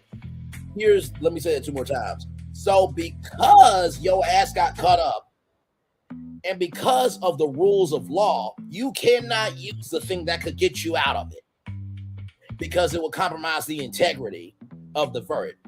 Because you got your ass caught up, you can now not use the media defendant when you did not respond during the pre-trial, the discovery, everything else. Because you bringing that up would put it in a compromising position where now Megan could not get any of the $59,000 nor the $75,000.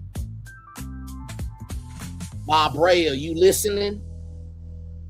Y'all really thought this was over. This is how you do content. In the words of that person from Beyond Scared Straight, I heard about you. I saw you at the door.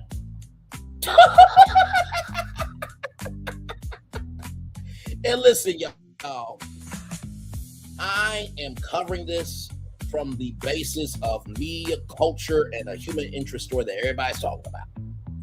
And also, too, I do think that content creators should be covering this thing because it does deal with the creator economy. It does. Last night we talked about Armand Wiggins being a part of a real list, fake list, whatever the fuck. It had Hot 97 on it. About him being potentially considered to be paid $250,000 over 3 years. And like I always say, if you understand the moves that are happening around you, you'll understand what you're seeing in front of you. If you understand the moves that are happening around you, you'll understand what you're seeing in front of you. If you understand the moves that are happening around you, you'll understand what you're seeing in front of you. And do y'all remember when Armand Wiggins said, y'all better hope that the deal I got, I don't accept it? I told y'all that he could have used that inch of that social capital of, hey, look, this is what I was potentially, this is why I could have been potentially offered that Hot 97 for $250,000 a year, for $250,000 rather, over the 3 years. Can y'all match that? Or can you be more than that?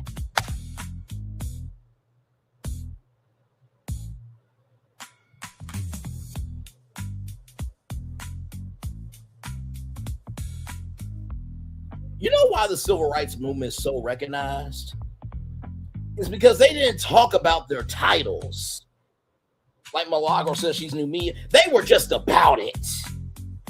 I'm going to say it 2 more times. The reason why the civil rights movement was so recognized wasn't because of the titles they were holding on to. It was because they were about their business and handling the responsibilities of the movement. One more time. The reason why the civil rights movement was the movement wasn't because of the titles that they were claiming to profess to have. It was about them executing the responsibilities of what they need to do within the movement. Hey, D. Joyce, welcome in. Good to see you here. Milagro thought this was over. She celebrated too early, in my opinion. Yep. Whoop. And yes, they should. Let's keep going.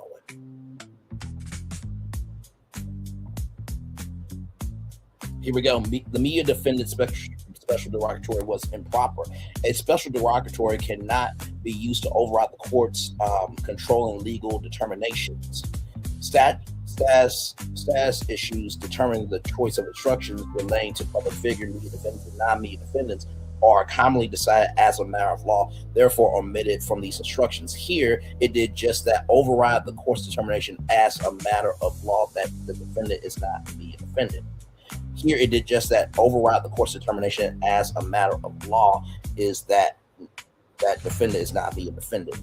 Here, it did just that, override the court's determination as a matter of law that defendant is not the defendant. So basically, and this is a powerful statement I'm about to say. Even if the media defendant was actual, factual, smactual, it does not override the fact that Milagro was found guilty on all 3 counts, that she still has to pay $59,000. Let me say that 2 more times. That media defendant in derogatory, it does not override the verdict. The media defendant term does not override the verdict. It does not override the verdict. It does not override the fact that Milagro still has to pay. Because here's the thing. When Milagro said, I'm going to go in the studio and get out my, frustration, this, that, and the third, because anywhere else, it's, did you notice how she didn't deny the fact that she was found guilty? Let me say it 2 more times. In her first response, and even when she went on Mom Wiggins' channel, she did not deny the fact that she was found guilty and she's got to pay $59,000. She did not deny the fact that she was found guilty and still has to pay $59,000. I want everybody to listen to the quiet part that's not being said out loud. She was more concerned about the new media towel, but did not acknowledge that she was found guilty and has to pay $59,000. So even though she won, she really lost.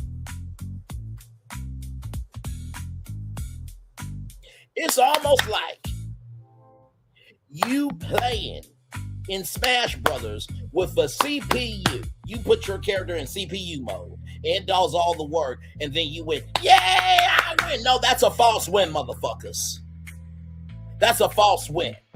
So what she's doing with this new media shit is she is using this as a CPU or a non-playable character. She's using a non-playable character CPU and making that her win when really she didn't play the game. Because if she would play the game, that would really determine if she really won or lost. But because she used a non-playable character, because she used a CPU, she lost. Because a CPU or non-playable character can only do so much.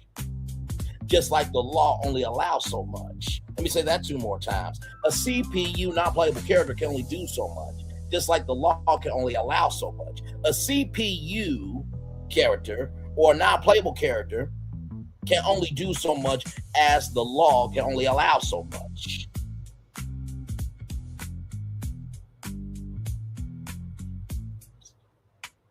She motherfucking lost. Let's get back to it. And don't worry, I know we still got Brainley's virtual tour jumper crawl. I cannot wait for y'all to see that. Okay, we're on page 12. The media defendant classification under Florida Statute 770.01 involves a similar court-centric inquiry as the court's determination of a defamation plaintiff status as a public figure. The inquiry may involve the examination of facts, but the designation is also reserved for the courts. The designation is also reserved for the courts. The designation is also reserved for the courts, not the jury. Not the jury. Not the jury. Because remember how everybody was like, oh, the jury decided. Hey, our new media, the jury decided. Remember how Milagro said, I need y'all go and correct the record on what y'all said out here. Thank you. Love you. Yeah. Well, will you have enough of a vagina between your legs to say this shit on your show? But the designation is also reserved for the courts. The designation is ultimately reserved for the courts. Because here's the thing, right? Even with Tossaway K, no matter how much he tried to get out that payment, the courts had the final say so on how Tossaway K was going to pay. Even though Tossaway K tried to do this, that, and the third, the courts had the final say. The courts had the final say. Not Tossaway K, the courts had the final say to determine how she was going to pay. So it wasn't the jury that decided that. That was an advisory recommendation to help the judge determine it, to make the final determination if Milagro is new media.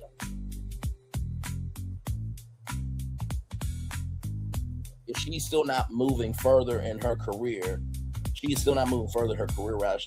She was crying the other day about her mom being on the Hot 97 shortlist. Exactly. But then shout out to Crazy Files. She posted a whole response saying, well, let me not congratulate you. Let me not do this, that, and third. Bitch, you wanted to be on the fucking list. Just say that shit. Just say it's okay. There's plenty of things I think I'm qualified for, but also don't go off about it either. But that's because I have coping skills. That's because I recognize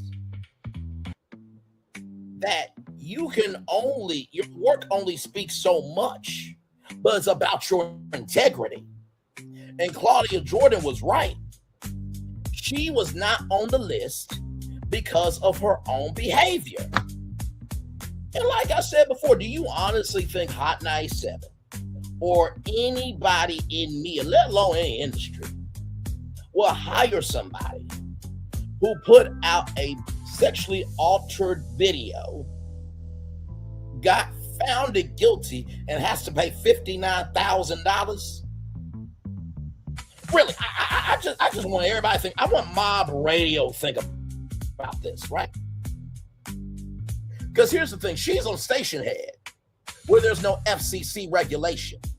Do y'all not know mob radio? If y'all supported her on Hot 97, WBLS, or wherever fucking radio stations out there, I'm not saying fucking radio stations, disrespect radio.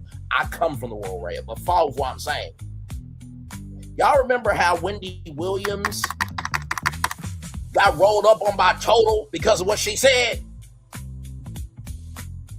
Now imagine if she was on a radio station.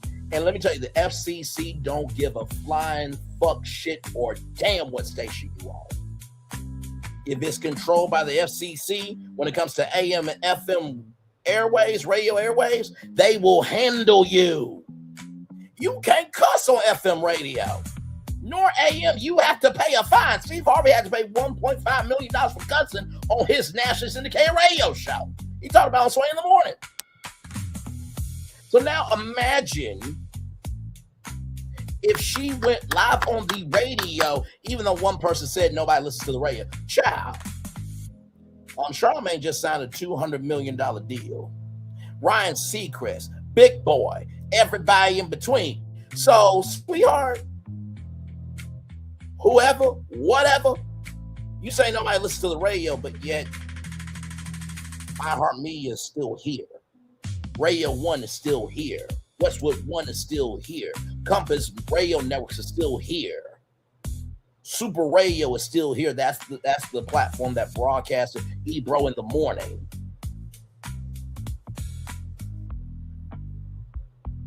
ABC Radio, CBS Radio back in the day. Now it's called Audacity. This is what I mean by be about your business. I listed all that shit off. I ain't got no notes in front of me. That's because this is what the fuck I do. Okay? And yes, that is the government, gorgeous. Now, let me land the plane. Let's just say she said all this shit live on air, right? Right? She's in Houston, Texas, right? So let's just say that she was the K104 morning radio show personality. Now, let's look up K104 and see who they're owned by, okay?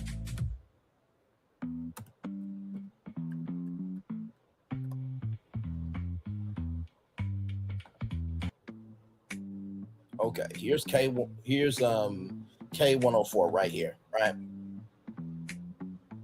Right here. Now, I'm not implicating K104, but I just want y'all to follow with where I'm going here. Just want y'all to follow where I'm going here. So the company right here, Service Broadcasting Corporation, they're the owners. Okay, let's look up Service Broadcasting.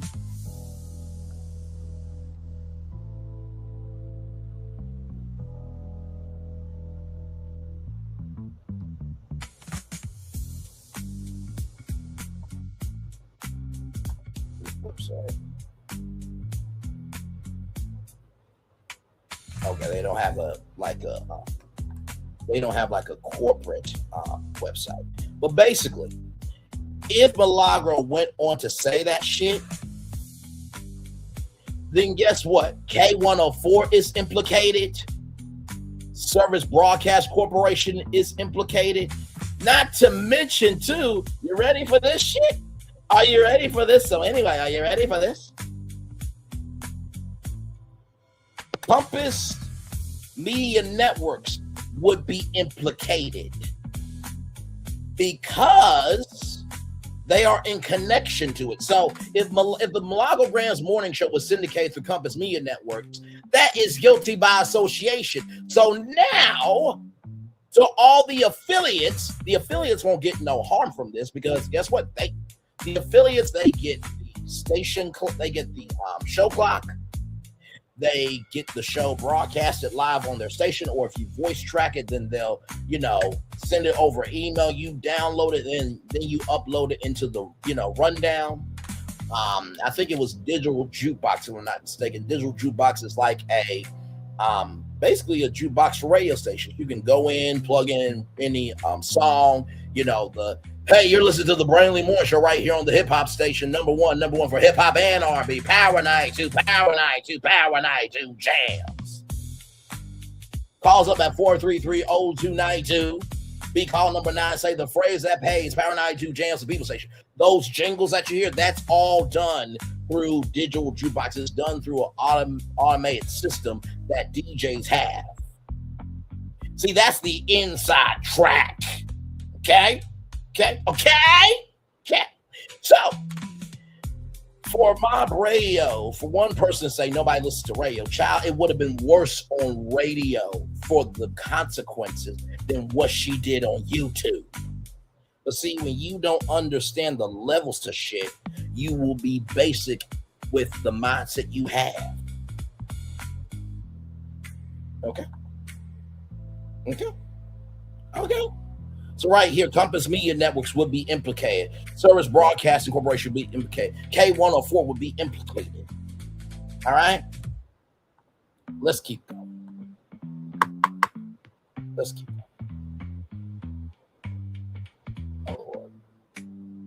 The inquiry may involve the examination of facts, but the designation is ultimately preserved for the courts.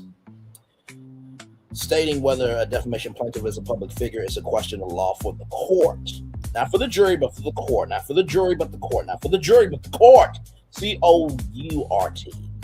Critically, Florida court describes the analysis itself as court-centric terms to determine limited public figure status. For example, it must determine whether a public controversy exists and whether the plaintiffs played a sufficient central role. That is, while the process may require evaluating the record, it is the court's job to bestow the legal label public figure versus private figure. Likewise, courts have framed the media defendant question in court-centric terms, applying clear legal standards to determine whether a defendant should be classified as such. In defining the term media defendant, courts have considered, Florida courts have interpreted the statute of the medium language to be limited to news media defendants who publish the statements via another media. But let's go back for a minute. Okay, let's go back. This is very important. Right here. Indeed, the purpose of Florida Statute 770.01 is to afford newspapers and periodicals an opportunity to make full retraction in order to correct inadvertent errors or mitigate damages, as well as to save the expense of answering to an unfound suit for libel. It says newspapers and periodicals. So because Milagro doesn't fall under that, is what it is with you. In the words of UNICEF, a mind is a terrible thing to waste, but a wonderful thing to invest in.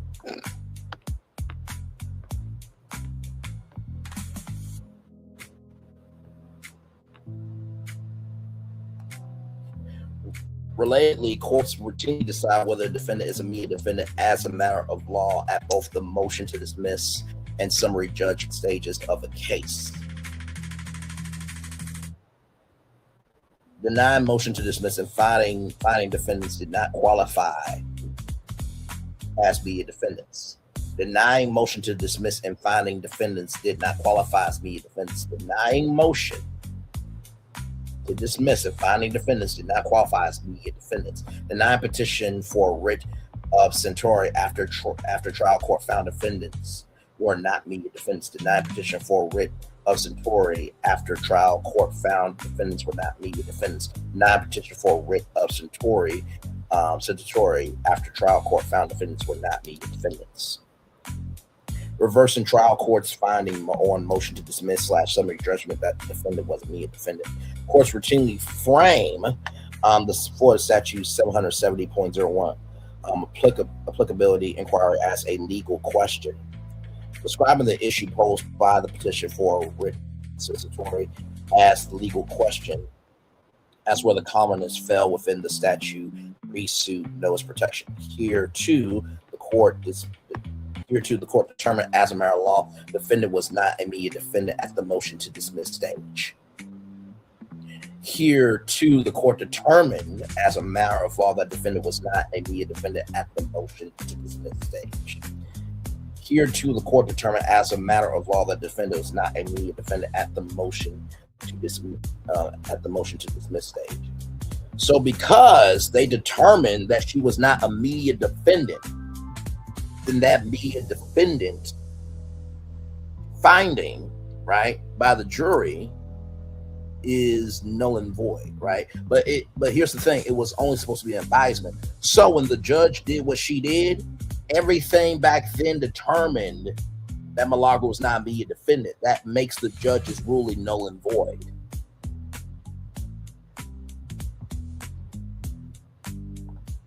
My Lord. We're on what, page 1420? We're almost there. Yeah, we're almost there. Public figure statuses allow constitutional fault burdens, whether actual malice applies. The case what must be proven to oppose liability. So the court describes the status designation to ensure uniform, legal, correct application. Similarly, immediate defendant status allows statutory protections and operates as a dispositive condition precedent. So the court likewise decides the status designation to ensure uniform, legal, correct application for the statute 770.01. Collecting cases and describing how courts construe the statute's application to a news media defendant. In other words, both labels are status determinations with major legal consequences, but they may depend on underlying facts, but the ultimate classification is the court's responsibility.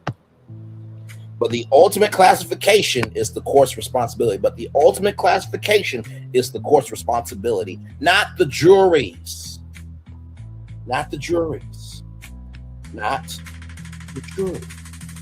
Thus, while the court may arguably submit narrow factual questions about predicate facts to the jury, which plaintiff contends was erroneous, nonetheless, under the law of the case doctrine, the ultimate legal determination whether defendant is immediate defendant for Florida Statute 770.01 for purposes remains for the court to decide as a matter of law. The ultimate legal determination whether defendant is immediate defendant for Florida Statute 770.01 purposes remains for the court to decide as a matter of law. Say that one more time. The ultimate legal determination whether defendant is a immediate defendant for Florida Statute 770.01 purposes remains for the court to decide as a matter of law. For the court to decide.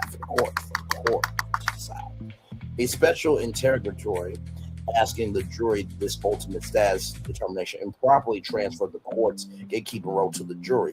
Moreover, the pre-suit notice required under Florida Statute 770.01, even applicable, is prerequisite to suit. It is a threshold question that must be resolved before the case proceeds. It is not an issue to be tried after parties have fully litigated the merits of the trial. Accordingly, the court should treat the immediate defendant interrogatory answer together with the other related special interrogatories as immaterial and or strike them.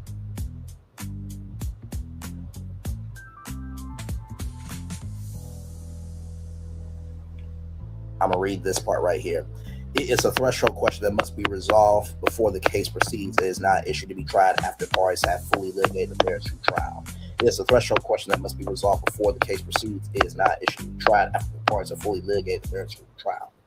So, like I said before, because of what happened during the pre-trial, everything else, that basically means, everybody, that this is not the case. That what happened is a lie. It's a lie. It's a cheat. And we don't want it. We don't want it no more. But here's the thing. If Milagro was found as immediate defendant, then guess what? Everything is null and void. But because it was determined by the court through the pre-trial, everything else, that she was not immediate defendant, then that should still stand to this day, is basically what this section of the document is saying. And don't worry, y'all. I know we got the jumper crawl coming up, so don't worry. I've done this for over 1,000 shows, child. Okay, so listen. Defendant is not a media defendant. The jury found that the defendant, despite advocating for a particular client or personal interests and acting primarily to promote her own business products and services, should be treated as media defendant, ECF number 226 at 23, but no court has ever extended media defendant status to a defendant who supplies and receives information to affect criminal proceedings while maintaining a paid and intimate relationship with the accused. This court should not be the first. I'm going to say that sentence 2 more times. But no court has ever extended media defendant status to a defendant who supplies and receives information to affect criminal proceedings while maintaining a paid and intimate relationship with the accused. This court should not be the first. But no court has ever extended media defendant status to a defendant who supplies and receives information to affect criminal proceedings while maintaining a paid and intimate relationship with the accused. This court should not be the first. Florida's pre-suit notice statute applies to members of the media that seek to inform and initiate unebriated, robust, and wide open debate on public issues.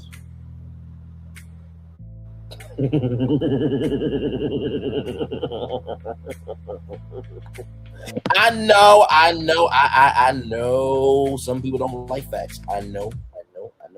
Let me read that 2 more times. Florida's pre-suit notice statute applies to members of the media that seek to inform and to initiate uninhibited, robust, and wide open debate on public issues. Florida's pre-suit notice statute applies to members of the media that seek to inform and to initiate uninhibited, robust, and wide open debate on public issues. So because Milagro did not inform and initiate uninhibited, robust, and wide open debate on public issues, because it was a closed-minded, very narrow and limited debate, that's why she didn't get a notice. Pre-suit, which means before the case, before the trial, before the suit. So if she would have done what she needed to do before this happened, then she would have this pre-suit notice statute applied to her. But because she did not do what she was supposed to do, and she provided a closed-minded, narrow, and limited debate, because she provided a closed-minded, narrow, and limited debate on this public issue, she fucked up.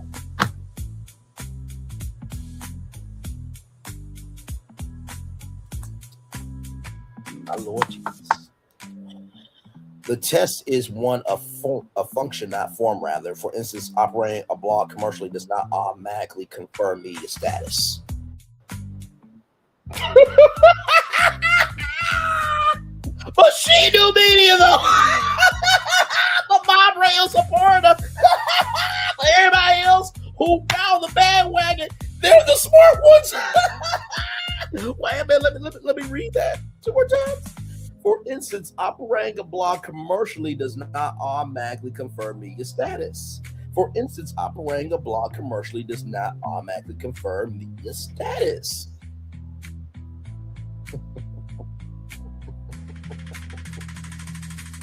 Denying protection where a blog did not operate to further the free dissemination of information or disinterested and neutral commentary or editorializing as to the matters of public interest.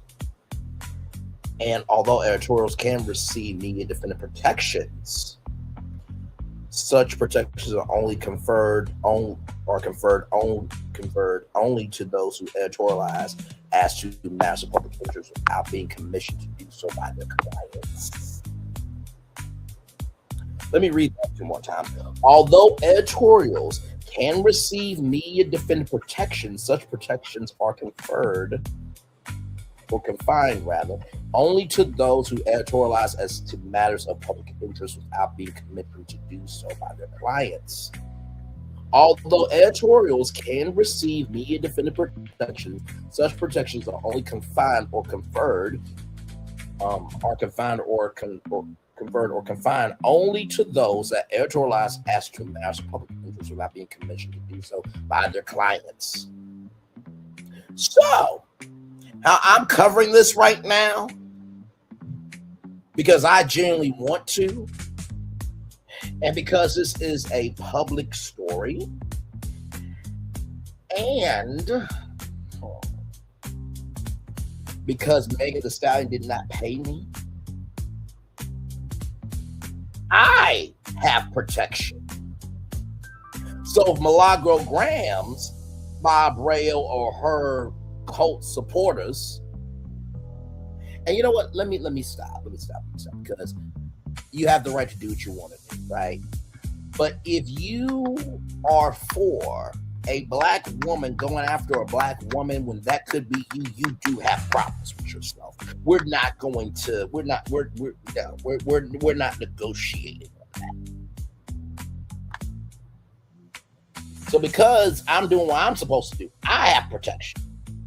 So Milagro wants to say, "Oh, Braylon, he dragged me, this, that, and the third." Oh. I read everything off of this motion. That is why it is important for you to bring it up. So that way,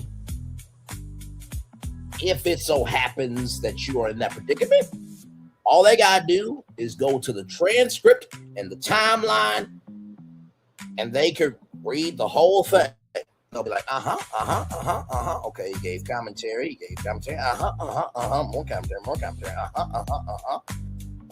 let's look at his bank records. I do not see a payment for Megan Thee Stallion, or from Megan Thee Stallion, rather. Therefore, the suit is thrown out. Oh, my Lord. Courts have consistently refused to extend media defendant status to parties who disseminate information on behalf of clients or for personal financial gain. In Ortega-Trello, the court held that a public relations firm registered as an agent of a foreign bank did not qualify as a media defendant, despite having sent press releases to major South Florida media outlets. See, this public relations firm was registered as an agent of a foreign bank. It wasn't registered under the business that they were supposed to be of. Now, if you have, let's just say Brainley's virtual tour is a part of ABC, right? That's the Walt Disney Company. That's under media, right? But if Brainley's virtual tour was under,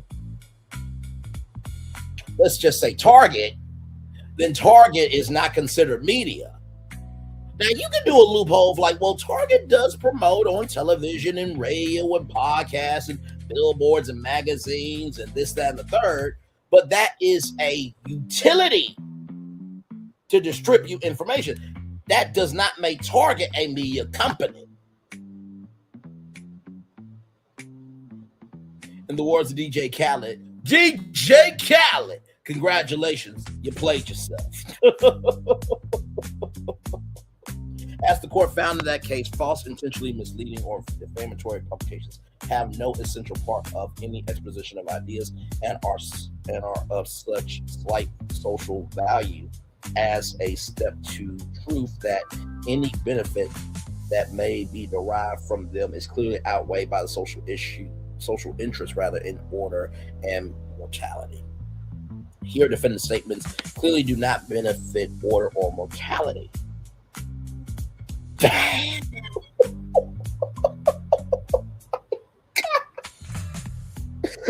said, bitch, your existence, your mouth, and your movement does not matter to the order of life, the mortality of life, or the humanity of how we live. Oh my God. Oh my God. Let me say it 2 more times. They basically say what you say, how you move, and who you are does not benefit to the order of life, the mortality of how everybody sees you, and the humanity of how we live.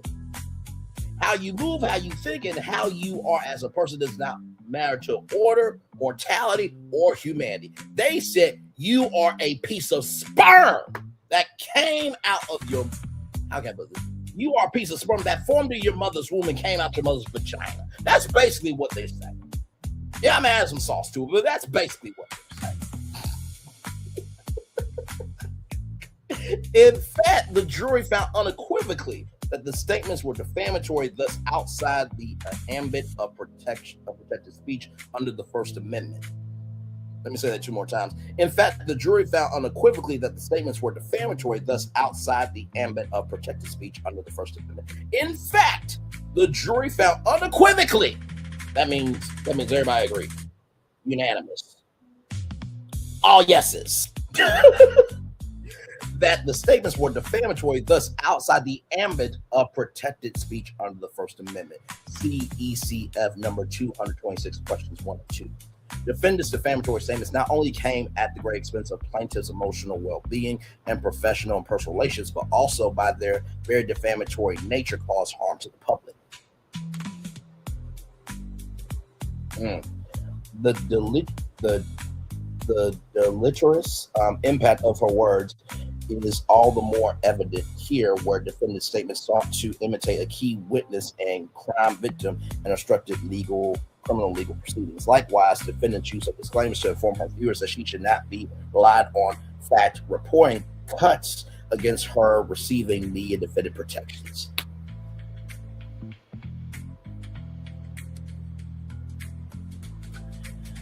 You know, I want to go back to something real quick.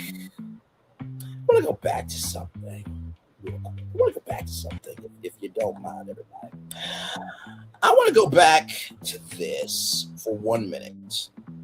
What did I say yesterday? Your gift can be a blessing or a curse. Your gift can be a blessing or a curse. Your gift can be a blessing or a curse. Now, these two thumbnails have no correlation to each other, but follow with where I'm going here. Right here. Well, in the Bible, life and death is in the power of the tongue, and Megan Thee Stallion wants that tongue dead. Well, in the Bible, life and death is in the power of the tongue, and Megan Thee Stallion wants that tongue dead. Well, in the Bible, life and death is in the power of the tongue, and Megan Thee Stallion wants that tongue dead. Your gift can be a blessing or a curse. Listen, I just drink my water, mind my black-owned business, and I go on to it. Okay. Let me read that 2 more times. Likewise, defendant's use of disclaimers to inform her viewers that she should not be relied on for fact reporting cuts against her receiving media defendant protections. Likewise, defendant's use of disclaimers to inform her viewers that she should not be relied on for fact-based reporting cuts against her receiving media defendant protections. In Tektronix Industries Company versus Vanilla, September 19th, 2025, the court applied these principles to deny media defendant status to a short seller who published research reports accused a publicly traded company that he had shorted of accounting manipulation and fraud. The court held Vanilla was not entitled to pre-suit notice because his admission of bias and self-interest was sufficient to place his statements outside the ambit of free dissemination of information or disinterested neutral commentary. Let me read that 2 more times for everybody. Okay.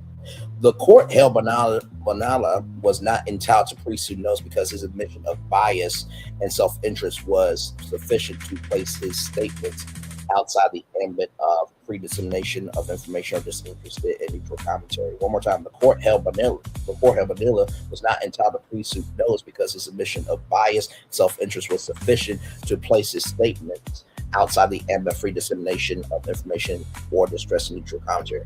So when Milagro said, hey, Ingrid, welcome in. So when Milagro said that she's not a fucking journalist, she should not be considered a source, I didn't go to school, this, that, and the third, she played herself. She powed her own self mentally. She became strange fruit. virtually, criminally, and legally. Shout out to Lady Day, Billie Holiday. Okay. Child, let's keep going. We're almost there. Manila's own disclaimers proved fatal to his claim of media status. He said, "We are biased and self-interested," and acknowledged he might have non-aligned or even directly opposing incentives from his readers. I'm going to read that 2 more times. He stated, "We are biased and self-interested, and acknowledged he might have non-aligned or even directly opposing incentives. We are biased and self-interested, and acknowledged he might have non-aligned or even directly opposing incentives from his readers." The court emphasized that Florida law focuses on whether the defendant engages in the traditional function of the news media, which is to initiate, inebriate, robust, and wide open debate on public issues, not Barbella's self-proclaimed motivational commentary. The court emphasized that Florida law focuses on whether the defendant engages in the traditional function of the news media, which is to initiate uninhibited, robust, and wide open debate on public issues, not Brown's self-proclaimed motivated commentary. The court emphasized that Florida law focuses on whether the defendant engages in the traditional function of the news media, which is to initiate an uninhibited, robust, and wide open debate on public issues, not Manila's self-proclaimed motivated commentary. So, Megan's team said, you know what? Obviously, you're not a journalist because you said so. Number 2, you have showcased a pattern of behavior that determines that you're not a journalist. And then on top of that, they went to the Florida law book and said, bitch, hoe, prostitute of social media. This has been here the whole time.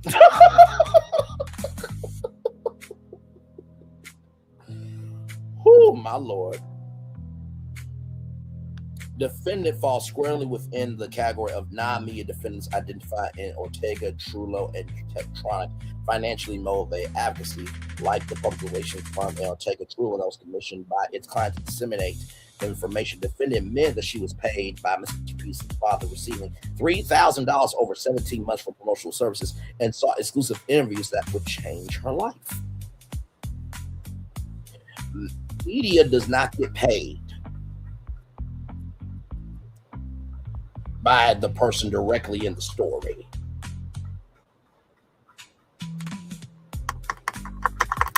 Now, I will say media does pursue interviews, right?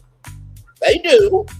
Content creators pursue interviews, journalists pursue interviews, experts of different industries pursue interviews. That's like, oh my God, what is that? The guy who made the wallpaper app, that guy. Let's just say, he's a tech expert, right? Let's say that tech expert is going for an interview after somebody at Microsoft. He's got the right to do that, but Microsoft is not going to pay him for an interview. No, because guess what? If Microsoft paid that brother for the interview, then guess what? He will have to follow the questions that Microsoft says, which breaks the code of conduct of being impartial, non-biased, and being, purposeful in the truth of your pursuit. She promised to keep conversation with Sunstar Peterson confidential, saying, "I appreciate you so much and will without doubt keep my lips sealed."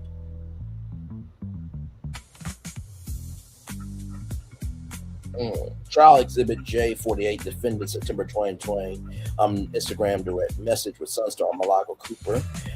Trial 11/10 through 11, November 18th, 2025. Her content was neither disinterested nor neutral. She acknowledged that Sunstar referenced me as a dart and confirmed receiving travel accommodations for meetings with him in Miami. November 17th, 2025. On the other hand, defendant claims to have never contacted plaintiff in an effort to conduct due diligence and a comprehensive investigation into the facts. Defendant admitted that she has never met or contacted the plaintiff.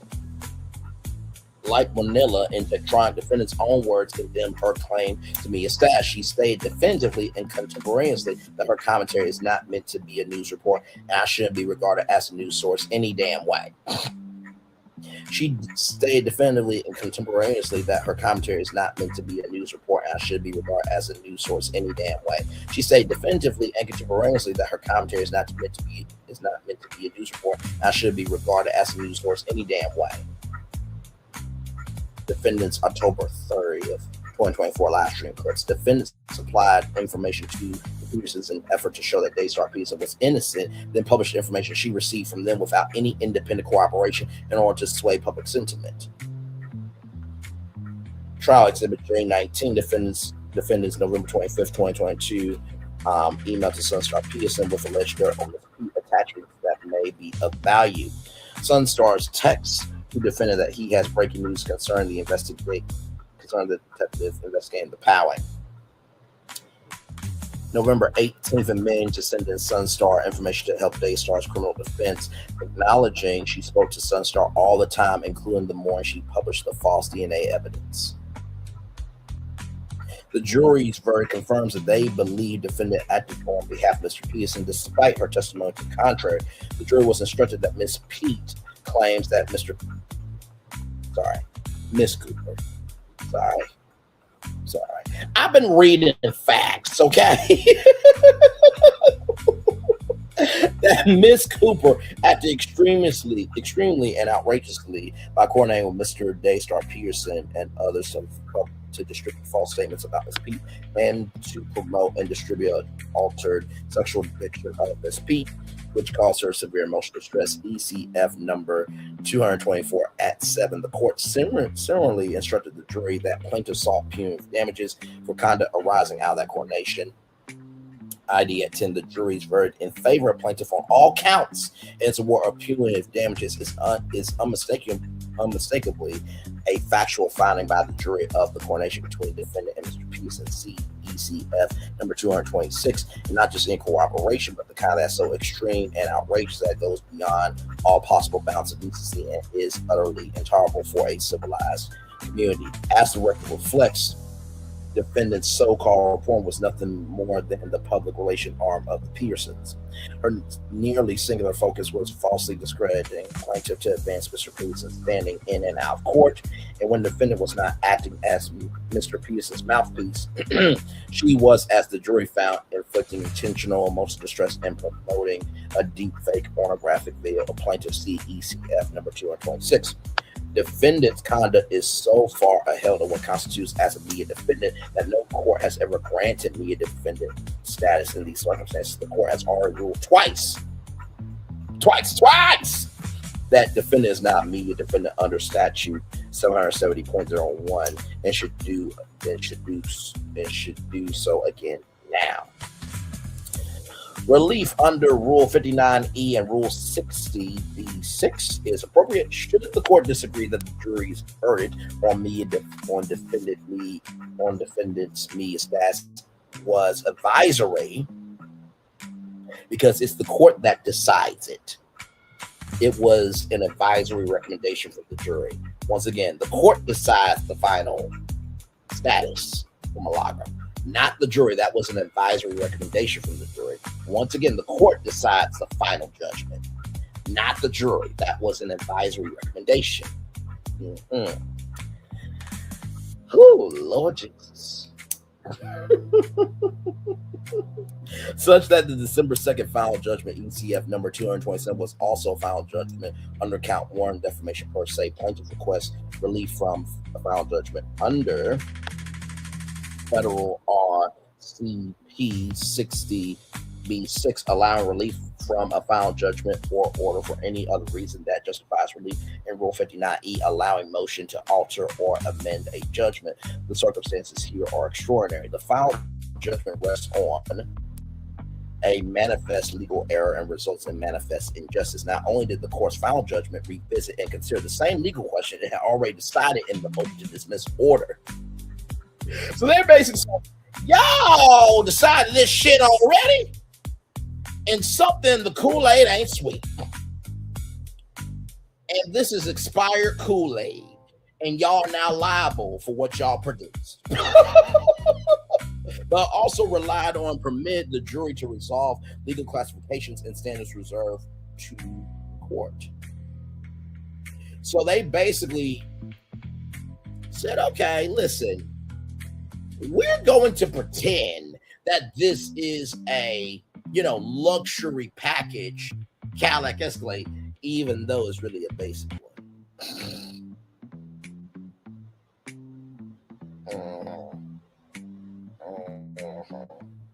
Oh, my Lord. And for those of you who are wondering what I mean by that, basically, or let me flip it reverse, rewind it back. Let's just say, right, that you have a premium Escalade, right? But you sell it for like $50,000. That is basically defrauding the customer, because the premium package should be at the price of what the premium package is supposed to be. But because you took that premium Escalade with the premium features and reduced it to $50,000, you are doing false advertisement. This appears to be the first case of its kind. Hang on, y'all. Hang on, I'm gonna have to switch the time up. Hey, Merry Christmas to you. I hope all is good with you. By the way, I hope that Winter Wonderland went well. And I hope everything is good with the grandkids and Anthony. So all good in the neighborhood with me and Tea Talk with your girl. I do miss her. I do, I've been working over here. Y'all see, we've been on for 2 hours, 26 minutes, and 33 seconds covering this. And I think Tea Talk with your girl will agree with me on this, because I remember she said on the Silver's channel when I brought Mr. Beast that I cover everything else of the culture more than anybody else in this former sector. And I would like for anybody, Lati or anybody that wants to Tea Talk with your girl to come out and say that I'm lying. Okay. All right. Moving on. Yes, indeed. So let me do this here, because I'm going to have to switch it to 9 o'clock. Give me a moment, y'all. Give me a moment. Give me one moment, so please. Because I know we're pushing it against time. And y'all know me. I like to finish out a whole stream. I don't like cheating y'all out of a good time. I don't like doing that shit. So give me one moment. I'm going to upgrade it to 9 o'clock. No, we're still going to do the virtual. We're still going to do the virtual tour jumper and crawl. I cannot wait for y'all to see that. That's going to be so good, so good.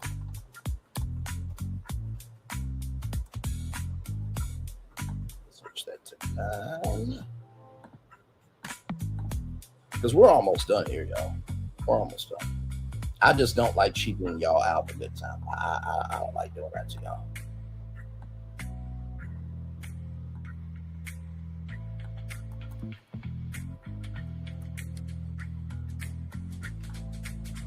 There we go. Okay. So we're good. It's updated for 9 o'clock. So just give me a little bit of time, because we're almost done here.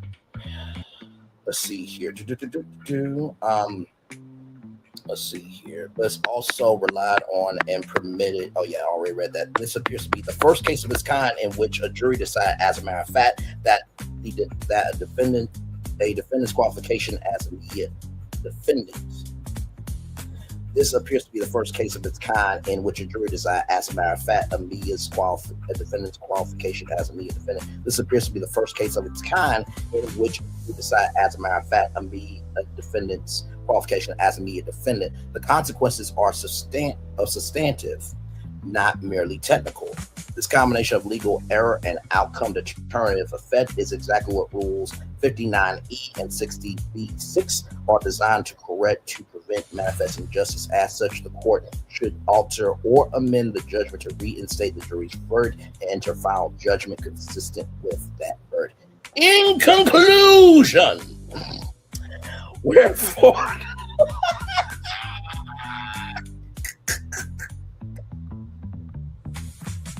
you know what I thought of when I said that? The B movie. John Goodman, the John Goodman. Ladies and gentlemen of the jury, I present to you an imbecile that needs to be put down in every motherfucking ass way. John Goodman did say that. I'm just sad. Let's roll the fuck on. Wherefore, plaintiff respectfully requests that the court disregard or strike the B. Braylon, point. Be serious. Get your head together. Okay, you're live. This is important. Be about the business of being factual in your shit. But you are. That's why you're at now 183,000 total views on the road to that big goal. Anyway, moving on. Wherefore, plaintiff respectfully requests that the court disregard or strike the media defendant interrogatory answers as intermedial, enter final judgment in plaintiff's favor on count 1, defamation per se, consistent with the jury's verdict ruling finding defendant liable and entering such other relief the court deems just and proper. And ladies and gentlemen, that is everything right here. I hereby certify that on December 23rd, child, not the day before Christmas Eve. Ho, Merry Christmas to you. Were you naughty or nice? A true and correct copy of the foregoing was served via electronic mail or email on the following: Jeremy McLick, Esquire, Ace, Aselli, A, Law Firm, PA, 33 Southwest 2nd Avenue, Suite 1100, Miami, Florida, 33130, 786-420-3014, JeremyAstellLaw.com, and Natasha Ben Ami, Esquire Ben Ami Law Firm, PPLC. This is Milagro's team right here. This is Megan's team right here. Okay. Ben Ami Law Firm, PLLC, 14681 Biscayne Boulevard, 102. That's their suite number, I think. North Miami Beach, Florida, rather, 33181, 954-686-2446. Natasha, BenMeLaw.com. And that is every motherfucking document. You know what? I'm going to applaud myself real quick, if you don't mind, ladies and gentlemen. I'm going to applaud myself real quick. Yeah. 20 pages. Live. Okay, just live. All the commentary in between off the top of the. And did I mention that this is a actual factual smacktual document? So, I think that Milagro and Mob Ray on her supporters and this, that, and the third, they should really watch this live. And they should get a game plan. They should be making moves right now. But remember. Let's go back to it. Right here. Let's go back to it. Right here. Let's go back to it. Response due by January 6th, 2026. Now, with that being said, where the fuck is it? Look at bird. Oh, here it is, right here. Yes, generally failing to respond to a lawsuit's initial complaint or critical court motions, which this was a motion, can lead to a default judgment. Generally failing to respond to a lawsuit's initial complaint or critical court motions can lead to a default judgment. Yes, generally failing to respond to a lawsuit's initial complaint or critical court motions can lead to a default judgment. So, if January 7th happens, right? And this is how petty I would be. You got until 12 a.m. January 7th of 2026.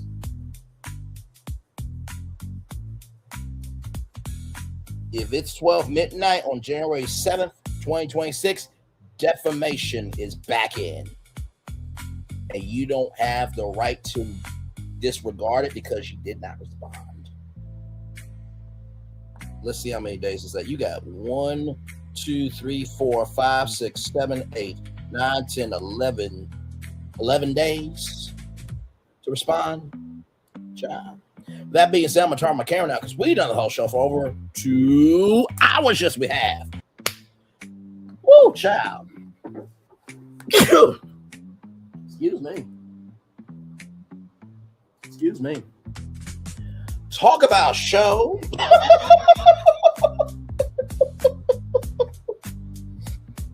Talk about a show.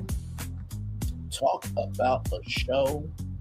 Talk about a show.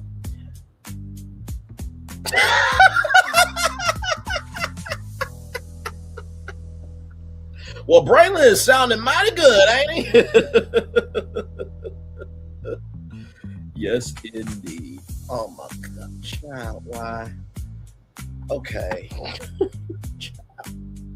There's always something going on in these damn streets. We'll talk about Tyler Perry soon, y'all. Okay, listen. I just got done reading 20 pages live. Okay, so respectfully and disrespectfully, at 9 o'clock, we're resting with our jumper crawl, which I cannot wait for y'all to see how that's going to work. I'm very excited about it. I talked to my mom about it on Christmas Day yesterday, and I've been debating on this format. I didn't know how to do it because, like I said, Divine Virtuous Woman asked me if we could, travel to different places, like, Italy and France and Germany and places like that. Then I think Erica 70 also asked as well. And so I was racking my brain, and I think I found a way to do it. But y'all will find out what that is now at 9 o'clock. So, yes, indeed. So we're going to play our anthem real quick here so I can rest my voice for a little bit. And we'll be back with more Brainley's Virtual Tour live after this. We are live on tour. Like, comment, share, subscribe. We'll be back right after this. Roll it.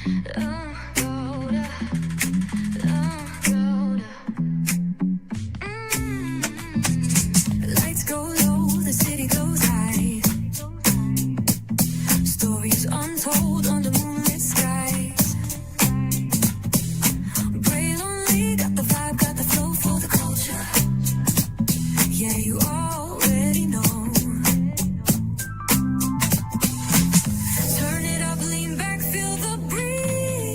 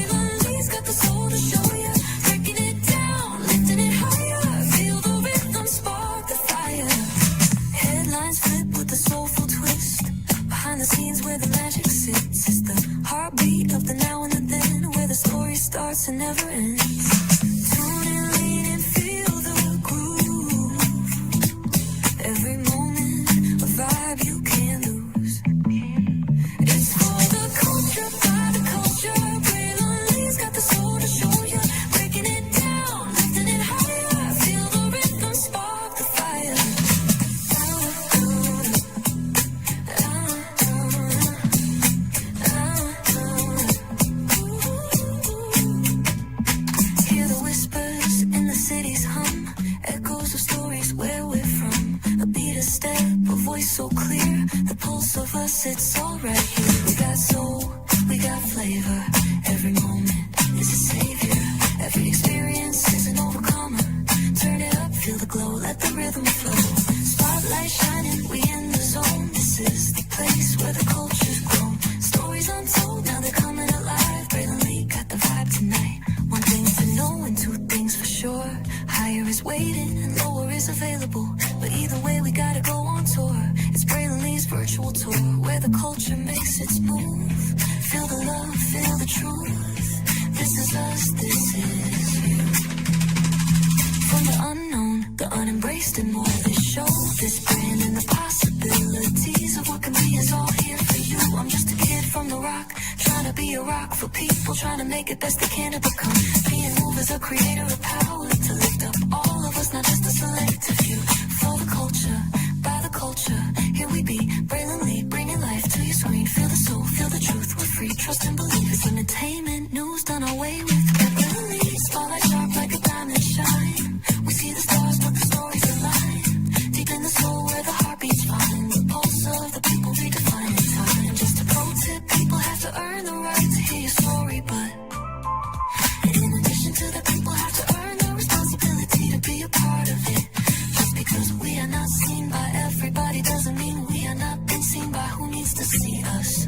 Noise equals attention and sound equals purpose. Anybody can be a creator, but it takes a somebody to be an artist.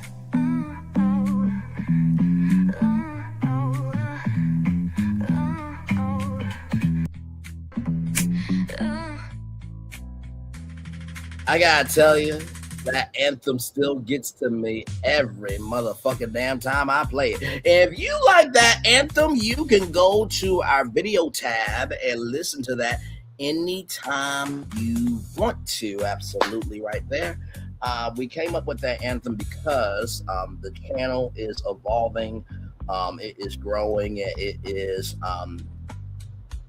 is centering more and more into place of what this platform needs to be, and so we need an anthem that matched, and does match it, and has that energy to showcase how we stomp the yard, ladies and gentlemen. Yes, indeed. So, yes. So, well, y'all, like I said, they, Milagro's team. I don't know if she has a team or not, because child. Can't pay people, you ain't got no fee. But anyway, with that being said, we'll see if Milagro's team files anything. I think because now this is my honest opinion. I think because Milagro Gramz is negative $10,000 in the hole, right? And y'all know she's got that, new media fundraiser going on. I think that they are probably I think the court rather is probably going to want the $59,000 to be, funded by Milagro Gramz herself, not crowdfunded. You know what I mean? So, best thing you can do, child, is take this to Lifetime, take this to All Black, make it a limited series, or you can make it a big movie. And actually, you could do that, but I was going to say it depends on if the defamation is back in place. Now, the defamation is back in place in addition to all the legal fees and everything else. Then you're gonna have to stomp the yard and get your payment, right? And you're probably gonna have to put in the contract like, hey, listen, I'm gonna have to pay this money. So yeah, so that's my genuine opinion on everything. I thank each and every single one of you for being here. I hope you had a good time with me this evening. Yes, indeed. So, like I said, we'll stay tuned for that, and we'll talk about Tyler Perry soon. I told y'all the year wasn't over yet, didn't I? Anyway, let's get to the Daily Motivator here, and then we'll head on out. Here we go, everybody.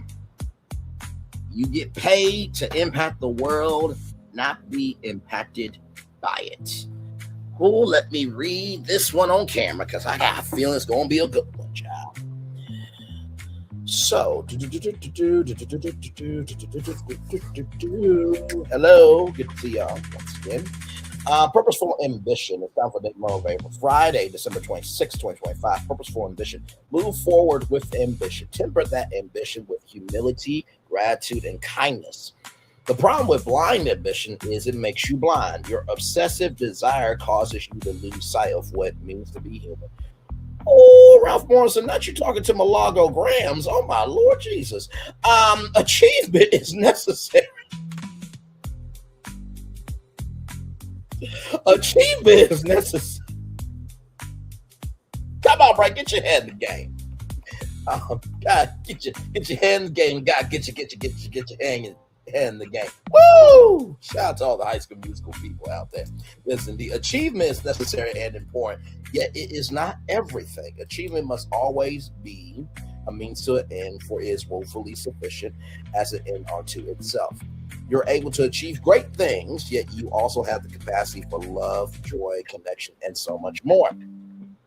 Pursue ambition in a way that makes you more a part of the rich tapestry of life rather than apart from life. Achieve in the service of a purpose that is deep, generous, and more meaningful than the achievement itself. With ambition, you can create value that flows from the genuine, unique person you are. Just make sure the ambition does not consume that beautiful person in the process. Woo, child, let's talk about some purposeful ambition. So, whenever you are being about the business of going after something, you have to make sure that the energy that you are requiring of what you want given to you is the energy you put out.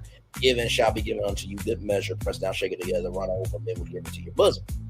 That's the first thing. So don't ever be so ambitious that you're not even willing to be ambitious yourself. Don't ask the world to be so ambitious that you're not ambitious yourself. Don't ask for the world to be so ambitious that you're not ambitious yourself.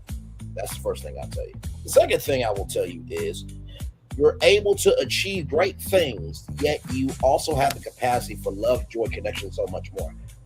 The only way you will ever have that capacity is if you make a choice. My mom has always said, every decision you make is on you. Sometimes we don't realize that that is a blessing and a curse. Okay, that's the second thing I'll tell you. Finally, third thing I tell you is just make sure the ambition does not consume that beautiful person in the process. I can officially say this, that with everything that I've been through, right? And I'm going to be real with y'all. I do wish there were some things that would have happened a little bit more. I do wish I was a little bit more protected, a little bit more invested in, a little bit more loved on. I will definitely say that. For many things, what I've been through on YouTube and in my life and this, that, and the third around the world, I. But here's the thing. The more you complain about, and here's the thing, it's a difference between complaining and handling your emotions.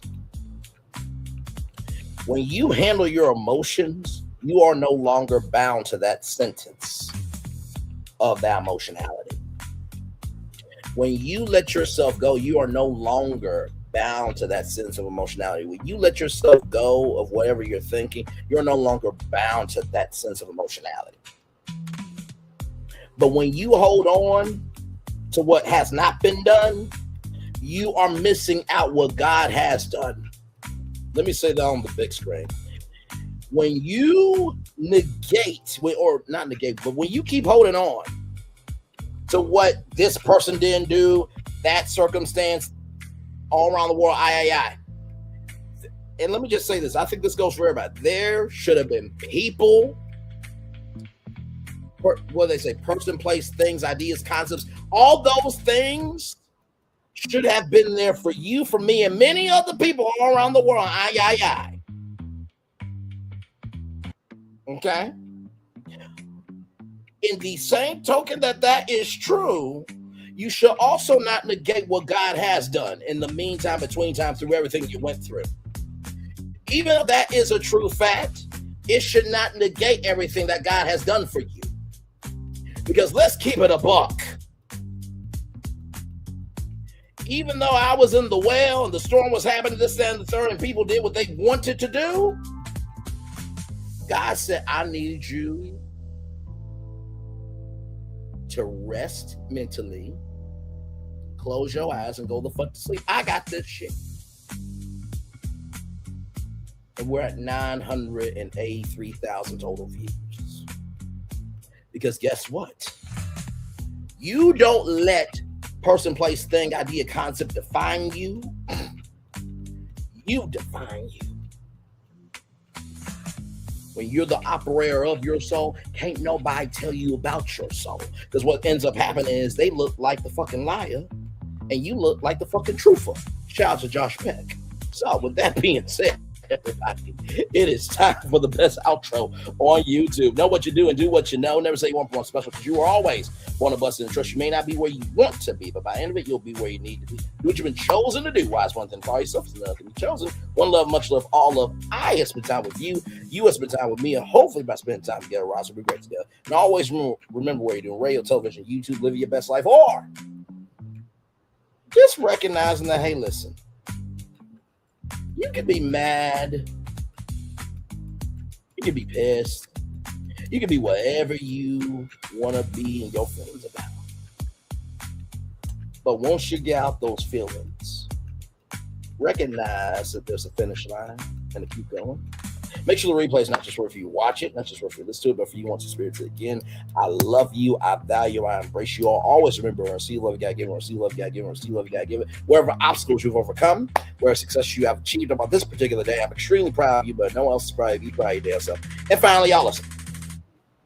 Just because somebody is at peace, at rest, and at comfort with who they are, don't mean they don't still feel some type of way about how they should have been protected, this, that, and the fucking third.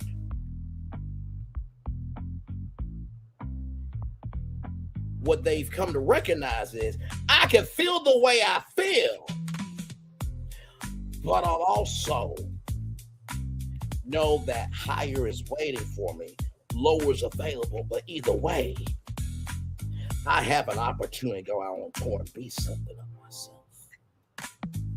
Sounds like somebody on the, oh wait, that's me. Commercial break and fireworks are coming your way. For the day that was, for the day that's coming, for the blessings on the way, for you, me, all of us, as a society, as a people, as a culture, I feel love and I send it right back to you. By the way, if this is your final tour for the evening, good evening to you. There's plenty of content creators out here doing some great stuff. Just be careful where you go, because not everybody appreciates quality. Some people rather have quantity to look like there's somebody when really they're nobody. Listen, if that ain't for you, don't pick that fucking bullet up, okay? But with that being said, I will see the rest of you 7 minutes and 8 seconds for our virtual tour jump across.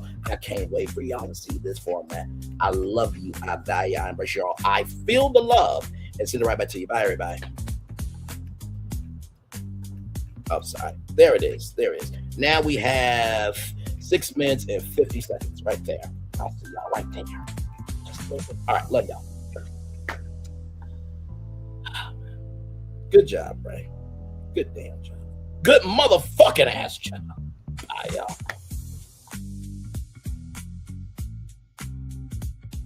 I thought I should tell you they've been talking about you. Yeah, they've been talking about you. They've been talking about the fact that they've done everything they could to stop you and everything they could to block you, but you still win. They've been talking about the fact that they have undermined your success and they have tried to sabotage your seasons, but you keep winning.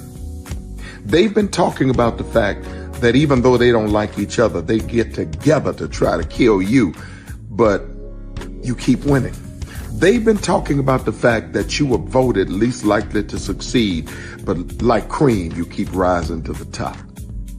They've been talking about how they tried to burn your world down, but like the phoenix, you rose from the ashes. They've been talking about you. And you know what they say? Oh, she's just lucky. he's just lucky. But no, you ain't lucky. You're anointed. You got something on you. You got favor on you. You got power on you. You were born to win. Now, they can call it luck, but it's grace. They can call it luck, but it's favor. But whatever they call it, it doesn't matter, because you know what God calls you? Do you know what God calls you? A winner. I thought I should tell you, they've been talking about you. Yeah, they've been talking about you.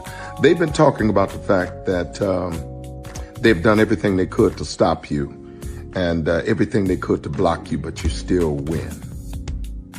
They've been talking about the fact that they have undermined your success and they have tried to sabotage your seasons, but you keep winning.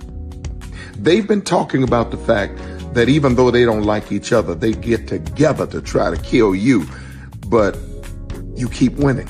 They've been talking about the fact that you were voted least likely to succeed, but like cream, you keep rising to the top. They've been talking about how they tried to burn your world down, but like the phoenix, you rose from the ashes. They've been talking about you. And you know what they say? Oh, she's just lucky. He's just lucky. But no, you ain't lucky. You're anointed. You got something on you. You got favor on you. You got power on you. You were born to win. Now, they can call it luck, but it's grace. They can call it luck, but it's favor. But whatever they call it, it doesn't matter, because you know what God calls you? Do you know what God calls you? A winner. I thought I should Prepare for a journey beyond imagination, beyond belief, beyond anything you've experienced before. Universal Epic Universe, a new theme park where you'll step through extraordinary portals to 5 immersive worlds. Prepare for a cosmic voyage of discovery, an isle of fire-breathing excitement, a shadowy world of monsters and mystery, new wonders in the wizarding world, and a new way to play. Plus the splendor of a magnificent resort hotel overlooking the park. It's all new excitement at Universal Orlando Resort. A week's worth of vacation thrills with 4 amazing theme parks, a variety of spectacular themed hotels, and incredible dining and entertainment. It's all at Universal Orlando Resort, where you'll find new adventures every day. Explore the astonishing worlds of Universal Epic Universe at Universal Orlando Resort. Because here's the thing, a good streamer can find other content.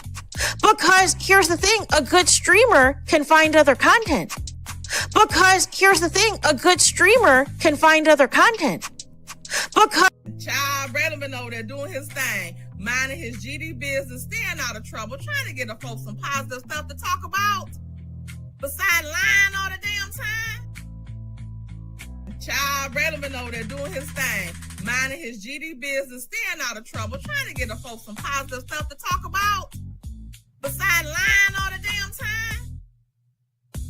Child Relevant over there doing his thing, minding his GD business, staying out of trouble, trying to get the folks some positive stuff to talk about, besides lying all the damn time. Child Relevant over there doing his thing, minding his GD business, staying out of trouble, trying to get the folks some positive stuff to talk about, besides lying all the damn time.